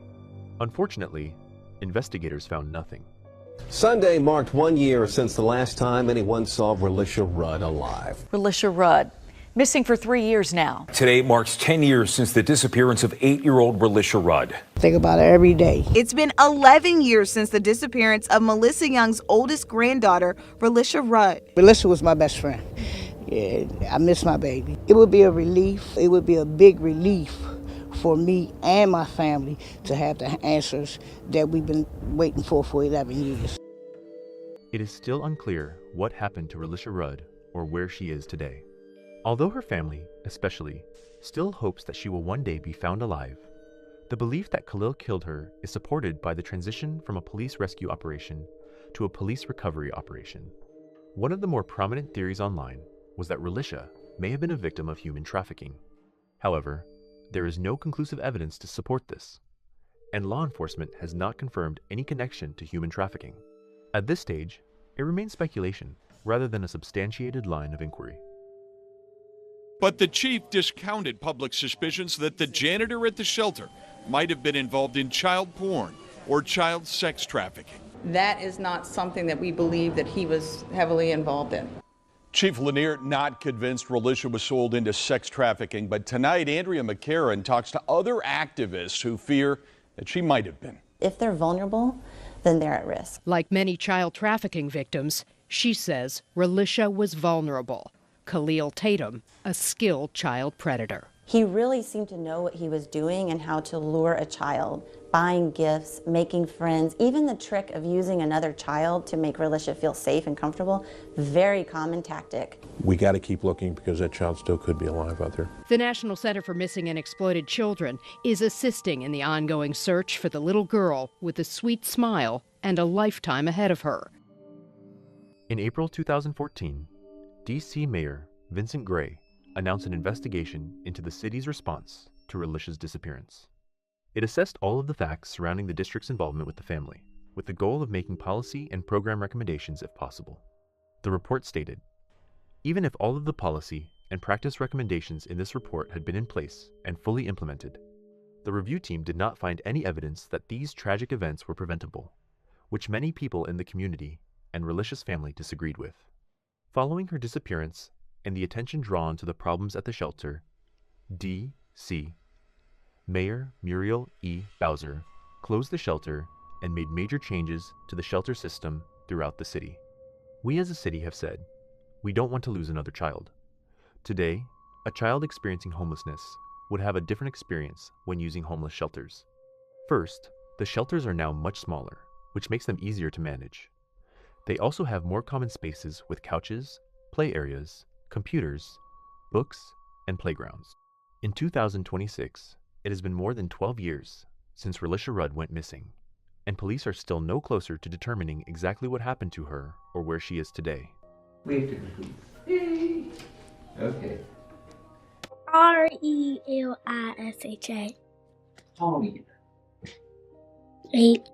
Relisha Rudd has been missing for far too long. Too many years have passed without answers. The time for silence is long over. Someone, somewhere, may know something about what happened to Relisha Rudd. It is long overdue for the truth to come out, and for Relisha to finally be brought home. If you have any information related to Relisha Rudd's disappearance, you can submit a tip to the FBI, contact the Black and Missing Foundation, or get in touch with the Metropolitan Police Department of the District of Columbia.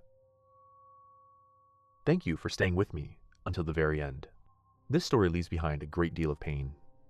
Relisha Rudd disappeared as a child, and more than 12 years have now passed, yet her family still doesn't know what happened to her. Despite countless searches, an extensive investigation, and all the years that have passed, there are still no answers. But the hope that Relisha will one day be found continues to live on. If you'd like to help honor Relisha's memory and support her family, leave a few kind words in the comments. May her name never be forgotten. And once again, a family was left waiting for answers. But in 2022, another case would shock an entire community. In the early morning hours of September 17th, 2022, 14-year-old Lyric Woods quietly slipped out of her house and onto the street. Her parents were asleep inside, completely unaware of their daughter's secret plans. The next morning, Lyric was not in her bed. She never returned home. By the middle of the afternoon, ATV riders on a rural trail near the county line made a horrifying discovery. 2 teenagers were dead from multiple gunshot wounds. They were lying side by side, Lyric Woods and 18-year-old Devin Clark. It was unclear how the two knew each other, and neither of them had a cell phone with them. But the contents of their secret messages would become a crucial piece of the investigation. Although most of the messages had been deleted, the fragments of correspondence that remained would reveal a complicated plan and eventually lead investigators to the alleged killer. Today's case is as disturbing as it is deeply tragic. It is a story of teenage mistakes, some more serious than others, that spiraled completely out of control. It also becomes a story about the parents involved, not only those who tragically lost their children, but also the mother of the accused killer, who would later make her own thoughts impossible to ignore. Let's take a closer look at this case. Just before 3 o'clock in the afternoon on Sunday, September 18th, 2022, two ATV riders in Efland, North Carolina, made a horrifying discovery. Just off Buckhorn Road, along the border between Orange and Alamance counties, they found two bodies. What we have found is we've actually discovered two dead bodies. They're just laying around the side of the road. It was a wooded area beside a road that ran along a power line easement, a remote location that was not normally used by regular traffic. The Orange County Sheriff's Office determined that both victims had suffered multiple gunshot wounds. It was a brutal and unforgiving attack. Local residents later recalled hearing gunshots in the early morning hours of Saturday, September 17th. I heard about close to 10 shots going off like an automatic gun, and then a pause for a little bit, and then 5 more shots went off. Lying among the brush was 14-year-old Lyric Woods, a 9th grade student at Cedar Ridge High School in Hillsboro. Beside her was 18-year-old Devin Clark, a football and basketball standout at Eastern Alamance High School. Both teenagers had been reported missing that same weekend. Their discovery at such a horrific scene was the worst possible outcome for their families, who had been desperately hoping they would be found alive. Tell me it's not her. And he just got out of the Tahoe and hugged me and was just like, I'm so sorry. We completely fell to the ground. I knew then that my baby was never coming home again. It's awful already to lose her, but to think of how it was, and that she was scared. Was she crying for us? You know, was she... 14-year-old Lyric Woods loved to laugh. She enjoyed playing volleyball and joking around with her friends. She loved singing and dancing, but more than anything, Lyric was known for her laughter. No, she's brave, but she's trapped inside. Scared to talk, but she don't know why. I wish I knew about. Lyric was a big sister to Govia and 4 step-siblings. Her family said she never knew a stranger and was loved by everyone who met her. They remembered her as a beautiful soul, both inside and out. Among Lyric's most beloved possessions were her eyelash curler and her Air Jordans. But more than anything, it was her love for her family that stood out most. Okay guys, so I'm about to surprise my dad. He just walked in the restaurant and I actually can't get out of the car. Oh my God, I can't get out of the car. Just kidding. Happy birthday! Baby girl! I didn't know you already signed it. I cannot believe you thought I forgot your birthday. I definitely would not forget your birthday. We went to go pick her up. How Lyric came to meet and befriend 18-year-old Devin Clark remained unclear. A teenage athlete from nearby Mebane, Devin was a senior at Eastern Alamance High School, where he had made a name for himself as a standout wide receiver. Action the pass from Hunter Douglas. He's going to find Devin Clark. There he is down the sideline, and see you later. Clark's going to take it in for the EA touchdown. Devin was known for much more than his athletic abilities. He loved music and often hosted rap and recording sessions with his friends. He also spent a lot of time riding bikes and four-wheelers, an activity that brought people in the community together in the days following his tragic death. Devin, he loved to ride four-wheelers and dirt bikes. It was always something he loved to do with all his other friends and stuff like that. So this is how we're gonna, memorialize him and, respect him today. It was just unnecessary. It was tragic, uncalled for, evil. I mean, we're talking about a kid. These kids, these were kids. These are babies. Two families got to go to bed without their kids tonight. And that's the most sickening things I've ever seen. In the wake of the double murder, Lyric and Devin's families, along with the entire community, were overwhelmed by grief, anger, and confusion. No one understood how the two teenagers had ended up together late at night on such a remote, rural road. The biggest questions were simple, but deeply troubling. How had they gotten there? And who else had been with them that night? He was an athletic person. He was a good person. He was a good friend. He had a good heart, but he never hurt nobody. And for him to get done like this is I have to have answers. Where's the other person? Who's the person that picked either one of them up? Who is the person or people that dropped them off? The crime scene off Buckhorn Road offered investigators important clues about what had happened during the teenagers' final moments. The nature of their injuries and the positions of their bodies would prove crucial in reconstructing the murders. A total of 13 shell casings were recovered from 3 separate areas. Their number corresponded with the 13 gunshot wounds suffered by Lyric and Devin. Lyric suffered 7 gunshot wounds. 2 struck the front of her body, while another hit her left arm and 1 struck her shoulder, suggesting that she may have been turning away from the direction of the gunfire. She was then shot in the back before being struck twice more at close range. Devin's injuries showed a similar pattern. He was first shot in the front of his right shoulder and then in the back. He suffered 6 gunshot wounds in total. Investigators found 3 shell casings in the first area. They believed these could have come from the initial shots, fired while the shooter was facing the teenagers. A second group of 5 casings was discovered farther along the pathway.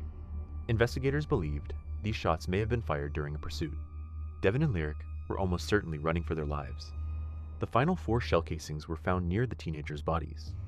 Investigators believed these represented the final shots fired after Lyric and Devin had stopped fleeing. Witnesses who heard the gunfire reported that the shots came in 2 separate periods, roughly 10 minutes apart. They initially heard between 8 and 10 shots, followed by an extended pause, and then approximately 3 to 5 more shots. Those accounts were consistent with the physical evidence and supported the theory that the initial attack near the first group of casings developed into a pursuit. The final shots were then fired after the teenagers had stopped. Although the bodies were found lying beside one another, investigators noticed signs that Devin had been moved. His pants were pulled down to his thighs, and dirt was visible on his chest and the front of his legs, suggesting that he had been dragged to the location where he was found before being turned over. The murder weapon was never recovered. Devin Clark's father, Dexter, reported his son missing on the morning of Sunday, September 18th, just hours before his body was discovered. The 18-year-old lived at home, but had been becoming increasingly independent. At first, his father assumed he was spending time with friends. But when Saturday turned into Sunday without any word from Devin, and his friends were also unable to locate him, Dexter filed a missing person report.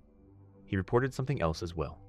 Devin's gray and green 9mm Canik handgun was missing, along with approximately 23 rounds of Remington 9mm ammunition. Investigators later determined that the ammunition matched the shell casings recovered at the crime scene. It appeared that Devin had taken the weapon that would ultimately be used to kill him. As we continue examining this case, I want to ask for a little support. If you enjoy detailed examinations of real criminal cases like this, please consider leaving a like and subscribing to the channel. It only takes a moment, but your support makes a huge difference. It allows us to continue creating new videos and telling stories that should never be forgotten. Devin's cell phone, along with his other personal belongings and the backpack he usually carried, was also missing. Investigators were eventually able to obtain data from his devices through his wireless provider, Verizon Wireless.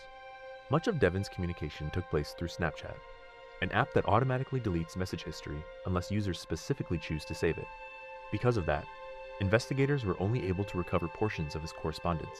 Even so, investigators recovered enough information to begin piecing together Devin's plans for the late night hours and early morning before his death. One message that may have proved crucial was sent by Devin to a group chat with 11 friends shortly after 12:30 in the morning. It read, "Who on wheels and want free buns?" Free buns was slang for having sex with a woman. Devin was apparently asking whether any of his friends had a car and could give him a ride. In return, he was offering an encounter with the woman. Devin's intentions became even clearer in his conversation with a user named Ja Day, which took place that night between 11 p.m. and shortly after midnight. At 11:05, Devin wrote, "You trying to get tonight?" Ja Day responded, "Who?" "Lemao." "That Lyric? She says she wants both of us." "Wait, what? You telling me she don't got no friend or nothing?" Devin replied, "El Mao." "That's what I asked." "She was like not with none of them. She wanted me to come, but I'm not on wheels. Since she want me so bad, she whoever I'm with too." Jay explained that he was out of gas and could not drive. After that, there was a 2-hour gap during which no messages were recovered. However, It appeared that the two had still reached some kind of understanding, because at 1:05 in the morning, Devin sent 2 laughing emojis. No further messages between them that night could be recovered. Lyric's parents did not allow her to use her cell phone at night. When they reported her missing, her phone was still in their possession. However, Lyric apparently had access to an iPad and was actively communicating on it until almost 1:30 in the morning on the night she disappeared. Investigators recovered fragments of a Snapchat conversation between Lyric and an account named Basketball 1296. The account was later confirmed to belong to Devin Clark. Those messages revealed that Lyric was planning to sneak out of her house without being detected. She arranged to be picked up nearby and gave Devin specific instructions on where to wait. Beginning at 1:21 in the morning, she sent him her address, followed by a screenshot of the directions with the area circled. 1 minute later, she wrote, "Park there, like on the side." She then told him not to attract attention. "Cut the lights when you get there till I get in the car." That was the final message from Lyric that investigators were able to recover. There was no indication in any of Lyric's messages that she had agreed to the offer Devin had made to his friend in exchange for a ride. There was also no evidence that Lyric and Devin had even discussed that arrangement.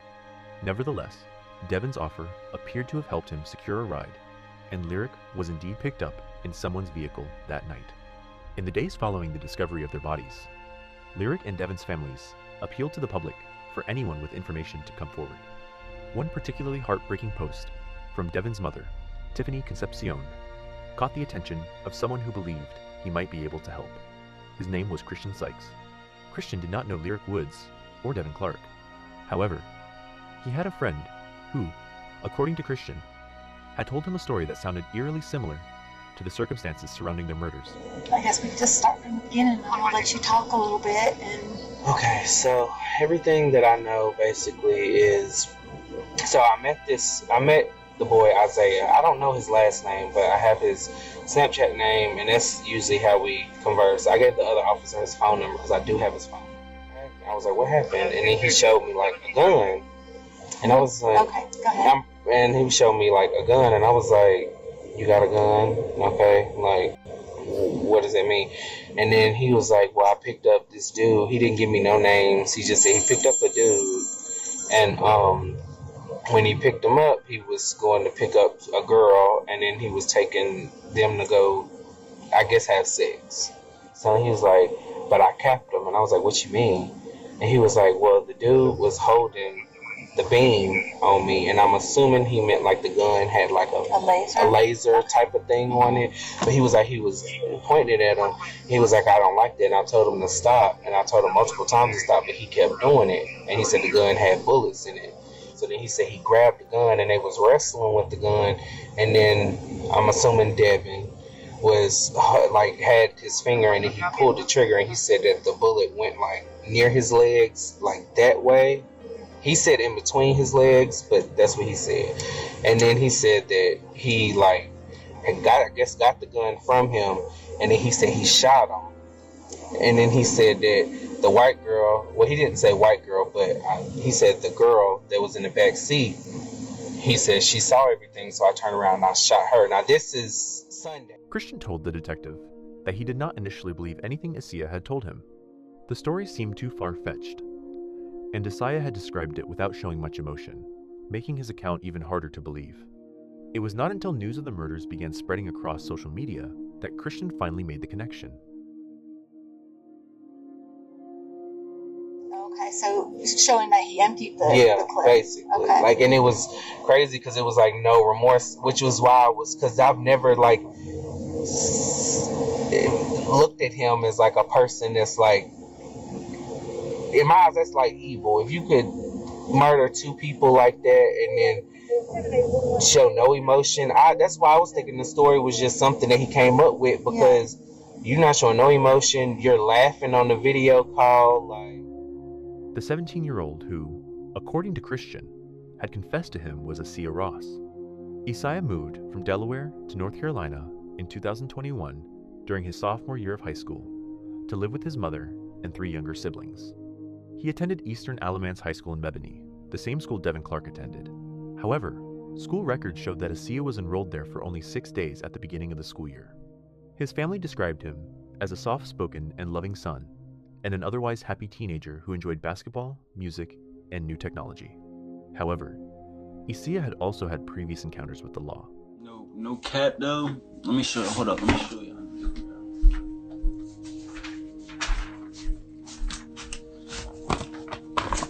Gave me 5 charges, man. After Christian came forward, investigators obtained data from Isiah's cell phone and began reconstructing his movements on the night of the murders. The data showed that Isiah traveled from his home to Devin's house. From there, he and Devin picked up Lyric before driving toward Buckhorn Road. Between approximately 1:45 and 2:14 in the morning, Isiah's and Devin's phones traveled together toward the area where the teenagers would later be found. After leaving the crime scene, Isiah appeared to travel to a nearby gas station. Driving his mother's white GMC Terrain, he was captured on surveillance cameras at a gas station in Mebany, roughly 2 miles from the crime scene. At approximately 2:20 in the morning, he was alone. The footage showed Isiah getting out of the vehicle and walking toward the store. He was wearing a printed jacket over a black zip-up hoodie, and the ends of his hair were dyed blonde. Afterward, he returned to the Terrain and drove back in the direction of Buckhorn Road. His cell phone data indicated that he returned to the crime scene before eventually going home. In the days following the murders, Isiah got into an argument with his mother over damage to her white GMC Terrain. After the argument, he was kicked out of the house. With the help of his stepfather, Antoine Bryant, Isiah obtained a bus ticket and left for Delaware.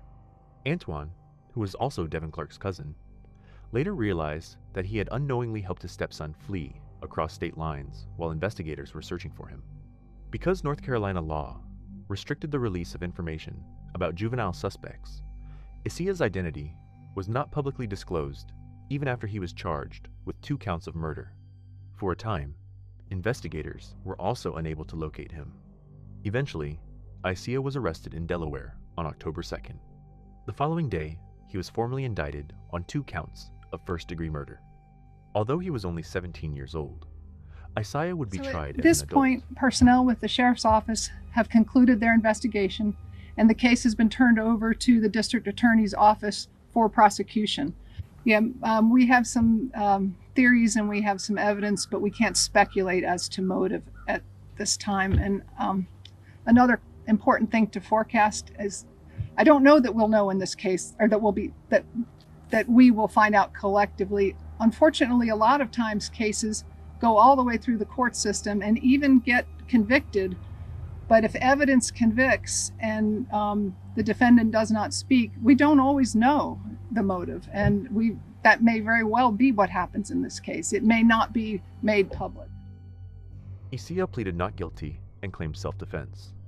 He planned to argue that Devin Clark, not him, had shot and killed Lyric Woods. According to Isiah's account, he witnessed the shooting and then saw Devin turn the gun on him. A struggle followed, and Isiah claimed that he fired only because he feared for his own life. Prosecutors were not convinced by his version of events and continued pursuing 2 counts of first-degree murder. However, on the eve of the trial in January 2026, prosecutors offered Isiah a plea deal. Under the agreement, both charges would be reduced to second-degree murder. If he accepted, Isiah would receive a sentence of 20 to 25 years for each murder. If convicted by a jury of both first-degree murder charges, he faced life in prison without the possibility of parole. Isiah immediately and unequivocally rejected the offer. There would be no further negotiations. Isiah Ross wanted his day in court. I ask you, as you listen to the testimony and review the evidence, that you keep these things in mind: the timeline, the physical evidence, and the defendant's confession. And when you've heard it all, when the truth is laid bare in front of you, I will ask you to hold the defendant accountable. I will ask you to find him guilty. Elizabeth took the stand and told the jury about the trauma and confusion she experienced after learning that her daughter was missing. It was Friday the 16th. I had come home late because my mother-in-law had fallen, so I took her to the ER. My parents picked up both Lyric and Genovia and took them to have ice cream, and then went to my house. And it was about 11 o'clock. Me and my husband were sitting on the couch. She came behind us gave us both a hug and told us she loved us and that she was going to take a shower. And I told her don't take an hour and a half because she always took really long showers. And that was the last time I saw her. I know her weakness was her sissy, so I had Genovia go in there to wake her up and try to do it in a sweet way. And she came back out crying and said that Sissy wasn't there. And it just didn't make sense. So I went in there and said, she's probably hiding from you. Again, that didn't make sense to me either because I knew she'd be asleep. And realized she wasn't there. And then I immediately called Brady to see did he, for some reason, come pick Lyric up in the middle of the night. And who's Brady? Lyric's dad. And he said no, so while I was on the phone with him, I told my husband, call 911 right now. It's not like her to worry me. That was the last thing she'd want to do. Dexter Clark explained that both his son and his firearm had gone missing at the same time. He said he had kept the handgun secured in a locked box beneath his bed. Had you tried to call him during that intervening time? I did. I didn't want to think nothing was wrong. So I kind of just pushed it like to the side a little bit. Was it, had Devin done this before where he'd been gone all weekend? No, he would usually leave sometimes with his friends and come back, but you know, it wasn't nothing like out of the ordinary. I reported my firearm was missing because I know that usually Devin would we would go shooting, and I let Devin. That was the gun that Devin did use when we went to go shooting. I was in a shooting club, Country Boys Therapy, and that's what we did on the weekends. And so Devin would shoot the gun there, and yeah. Lyric and Devin's parents were not the only people directly affected by the teenager's brutal murders. Isaiah Ross's mother attended the trial in support of her son, who was accused of committing the horrific crimes. She also took to social media to comment on the proceedings, criticizing the state's case against her son, and, at times, directly mocking and insulting people who testified against him. I said sorry to, Devin's mom and her little ugly ass ragamuffin looking ass bitches came like ugh. But this country boy therapy, so that's what we do, country boy therapy. As the trial progressed, Isaiah Ross and his outspoken mother were given even more material to criticize. Isaiah's alleged confession was one of the key pieces of evidence presented by the prosecution. However, their most important witness, Christian Sykes, proved to be a challenge for the state's case. Christian took the stand and recounted what he remembered from the Snapchat conversation in which Isaiah had allegedly confessed to killing Devin and Lyric. And Mr. Sykes, do you know Isaiah Ross? Yes. How do you know him? We were cool once upon a time. Cool, did you say? Yeah. What Isaiah told you? Yeah. And what did he tell you? That you want me to tell the whole story? Yes, please. Okay. Well, he told me that he was going to hang out, that he hung out with somebody, and they were going to. Do you want me to say it all? Like, okay. It's been said before, probably. All right. Well, he said that they were going to. That they went to on a white girl. When they got there, they were hanging out and stuff, and somehow or another, the other boy had a gun, and he was like playing with the beam and pointing it on him, and he told him to stop, and he did it again, and he told him to stop, and he said the third time he went for the gun, they wrestled for the gun. And I don't remember exactly if he said the gun went off, but I do know he said that he shot them and dumped the bodies. And then, yeah, that's pretty much it.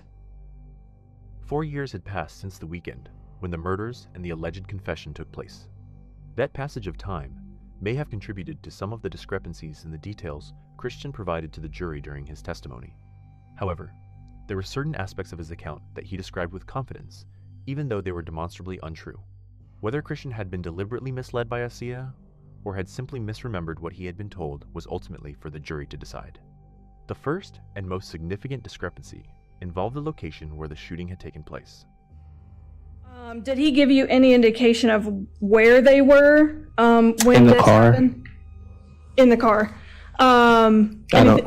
He did say Eflin. I do remember that, but just in the car. I really wasn't trying to ask too many questions because honestly and truthfully, I didn't believe it. It just sounded crazy. There is no evidence of blood spatter, DNA, shell casings, or other forensic material indicating that Isaiah, Devin, or Lyric had been inside the vehicle when the shots were fired. Instead, there was substantial physical evidence suggesting that the shooting unfolded near the brush and along the pathway. There were also inconsistencies in Christian's recollection of the murder weapon. He remembered the handgun Isaiah had shown him during the video call as being black, rather than the gray and green firearm described by Dexter Clark. Another thing that you testified to was that you saw the firearm and that it was black. Do you recall that? I saw a firearm that was black on video. I don't know if it was that one because I was not there. Okay, thank you. So you saw a firearm and it was black? Yes. Okay. His recollection of the white GMC Terrain was also inaccurate. It was the vehicle Asiya had been driving that night, but Christian's description of it did not match the evidence presented during the investigation. You said that the vehicle that his mom had was black. Do you recall hearing that? Yeah. Okay, and you remember kind of seeing her car there and... Not there. I just remember seeing her pick him up and her car was black. Most people don't. They have one car, so... And was the idea that this event took place in a car, was that actually said or was that also alluded to? Well, if he said he shot somebody and then turns around and shoots somebody, you can't turn around unless you're in a car, right? That's just what I'm assuming.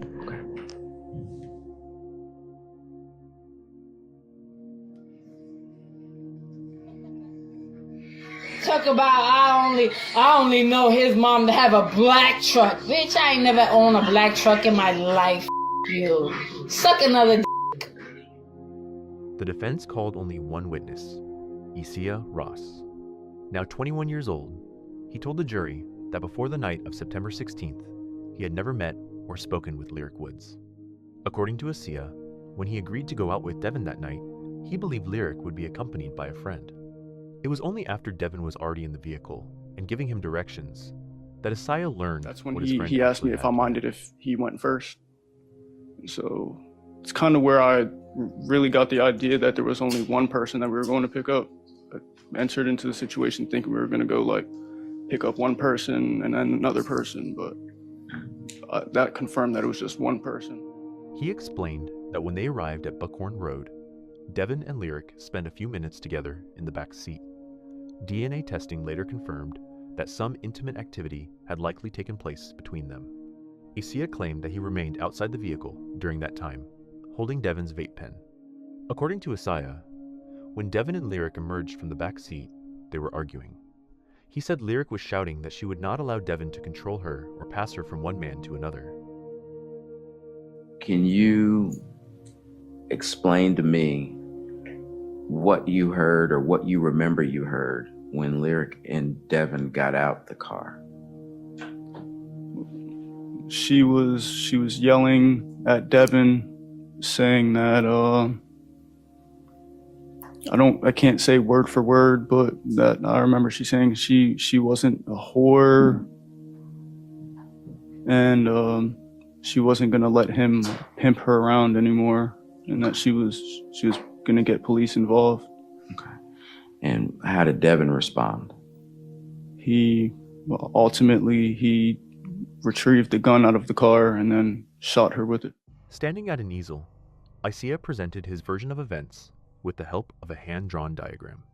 He showed the jury where he claimed Devin and Lyric had emerged from the back seat and indicated the direction Lyric supposedly ran when Devin opened fire. According to Isaiah, after Devin shot Lyric, he turned the gun toward him and said, "You know what time it is." Isaiah said he understood this to mean that he was next.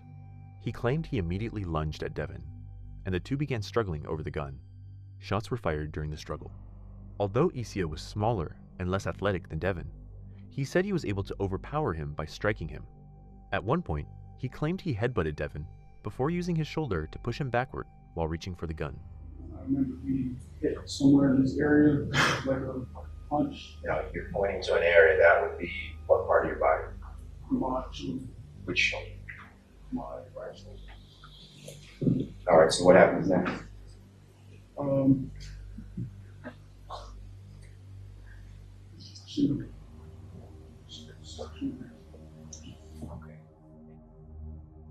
When the encounter was over, Isaiah testified that he panicked. He said he used both his jacket and black zip-up hoodie to drag Devin away from the road and move him to a place where he would not be struck by a passing vehicle. Isaiah claimed that he never turned Devin over at any point. He also testified that the vehicle was nearly out of gas, so he stopped at a gas station before returning to the scene of the shooting to retrieve his black hoodie, which he had accidentally left behind.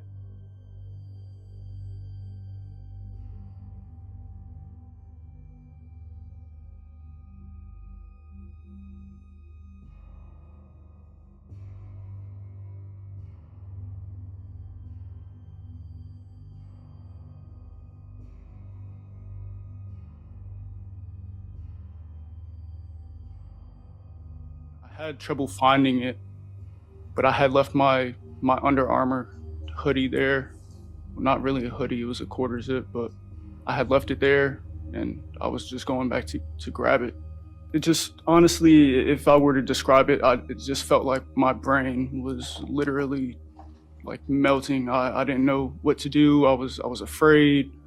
Honestly, I just wanted to go home, and that seemed like the answer to all of my problems at the time. So I just went home. There were several gaps in Isaiah's account.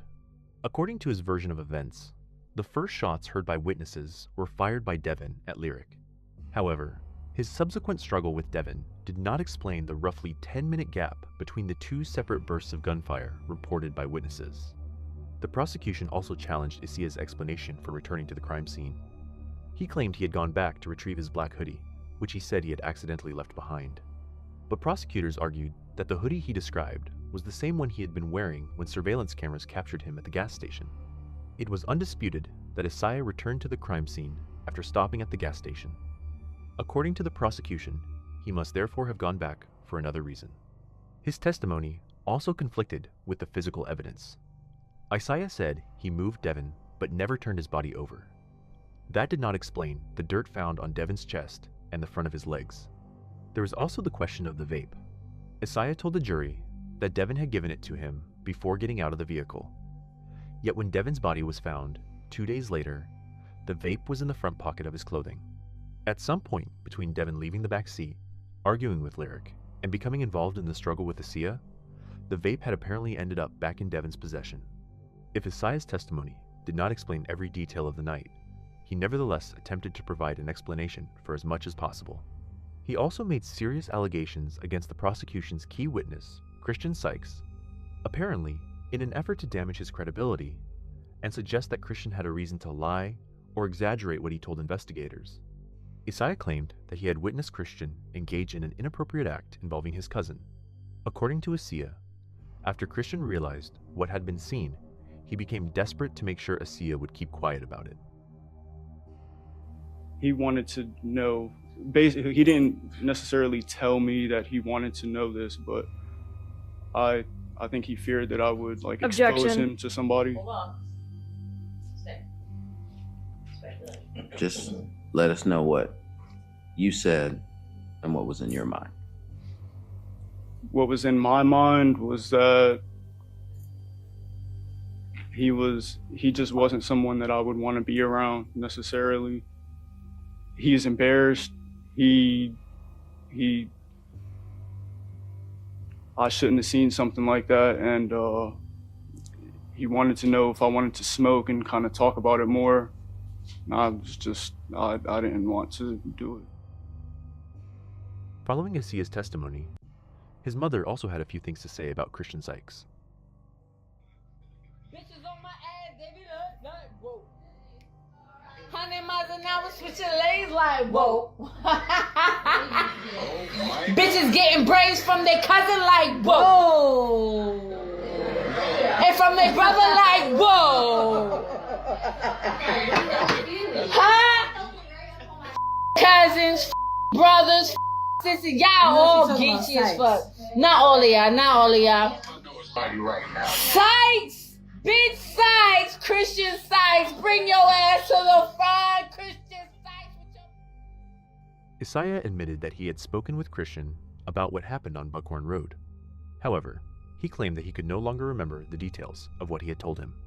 According to Isaiah, the trauma was still fresh in his mind at the time, meaning that anything he said about the incident may have been emotionally charged, confused, or easily misunderstood. He suggested that, over the 4 years that followed, he had gained both greater clarity and perspective about what had happened that night. Who brought the firearm that night? Devin Clark. Okay. When you got out the car at Buckhorn Road, who shot Lyric Woods? Devin Clark shot Lyric Woods. And after he did that, what did he do to you? He came over to me with the gun, pointed it at me, and said that I knew what time it was, which would mean he's about to kill me. Objection. He was about to kill me. Hold on. The jury deliberated for 6 hours over 2 days before the court was forced to close because of an ice storm. When proceedings resumed, the jurors deliberated for another full day before informing the judge that they were deadlocked on one of the charges. 8 jurors favored acquittal, while only 4 supported a conviction. The judge instructed them to continue deliberating and make every effort to reach a unanimous verdict. They spent another 4 hours deliberating before returning to the courtroom. We have a unanimous verdict for the killing of Devin Clark. We remain deadlocked for the killing of Lyric Woods. So we first make this inquiry, Mr. Foreman. Do you feel that any further deliberations will assist you in the jury being able to reach a unanimous verdict in the charge involving Lyric Woods? Honestly, Your Honor, I don't believe more time would, based on everything that we've gone through over the last 2 days, I don't think more time would. Okay. The judge accepted the 4 persons assessment. The jury had been unable to reach a unanimous verdict on the charge involving Lyric Woods, and a mistrial was declared on that count. We, the jury, unanimously found the defendant, Isaiah Ross, to be guilty of second-degree murder of Devin Clark. Devin Clark's family members gave impact statements to the court before his sentencing. They described him as a vibrant and kind young man who cared deeply for his younger siblings, cousins, and friends. Isaiah Ross was sentenced according to his conviction on a single count of second-degree murder, receiving 20 to 25 years in prison. Despite the horror of everything that had happened, his mother appeared to view the verdict and sentence as a victory. Shortly after the trial, she went live on social media. The video later attracted considerable negative attention. For obvious Because of reasons. your skin color, because of this, because of title. But you know what? The black people actually won. You tried to keep Devin's mom from defining her son's body. They had to do all this extra just based off the motherfucking clothing that they had on. They was the ones to stand up and read their notes. They was the ones to stand up and read their notes. Not y'all white mother trying to play. Cause y'all got this. Y'all got this and power. No, I'm glad the black people won. Boop, boop, boop. I'm glad the black people won. We won. Y'all lost. Y'all lost. Y'all lost. Lyric Woods' family left the courtroom confused and devastated. The first-degree murder charge in Lyric's death remains pending following the mistrial. Prosecutors have indicated that they intend to continue pursuing the case, but as of the latest available reports, no retrial date has been set, and the charge has not been dismissed. The jury's decision left many people struggling to understand the outcome. 4 jurors were willing to convict Isaiah Ross of first-degree murder in Lyric Woods' death. Presumably, those same 4 jurors agreed that Devin Clark's killing warranted a second-degree murder conviction, rejecting Isaiah's claim of self-defense, while also rejecting the argument that the circumstances demonstrated the level of premeditation required for first-degree murder. Exactly what combination of reasoning led to such a divided verdict is difficult to determine. Lyric's mother continues to keep her daughter's memory alive by covering the family home with photographs from happier times, showing Lyric as she was in life, joyful, smiling, and full of laughter. So kind-hearted and tender-hearted, and would do anything to help somebody else. And just reminds me of my reason to keep going. And I absolutely love seeing her face everywhere. Just gives me comfort, even though I know I don't have her here. Thank you for staying with me until the very end. This story leaves behind a great deal of pain. The lives of Lyric Woods and Devin Clark were tragically cut short on the same night, leaving their families with questions that still have no definitive answers. One of them received a sentence, but when it came to Lyric's murder, the jury was unable to reach a unanimous verdict. Despite all the evidence and years of investigation, the case involving Lyric remains open, and her family continues to wait for final justice. Sadly, no court decision can ever bring Lyric and Devin back to their loved ones. If you'd like to honor the memory of Lyric and Devin, please leave a few kind words in the comments. May their names never be forgotten.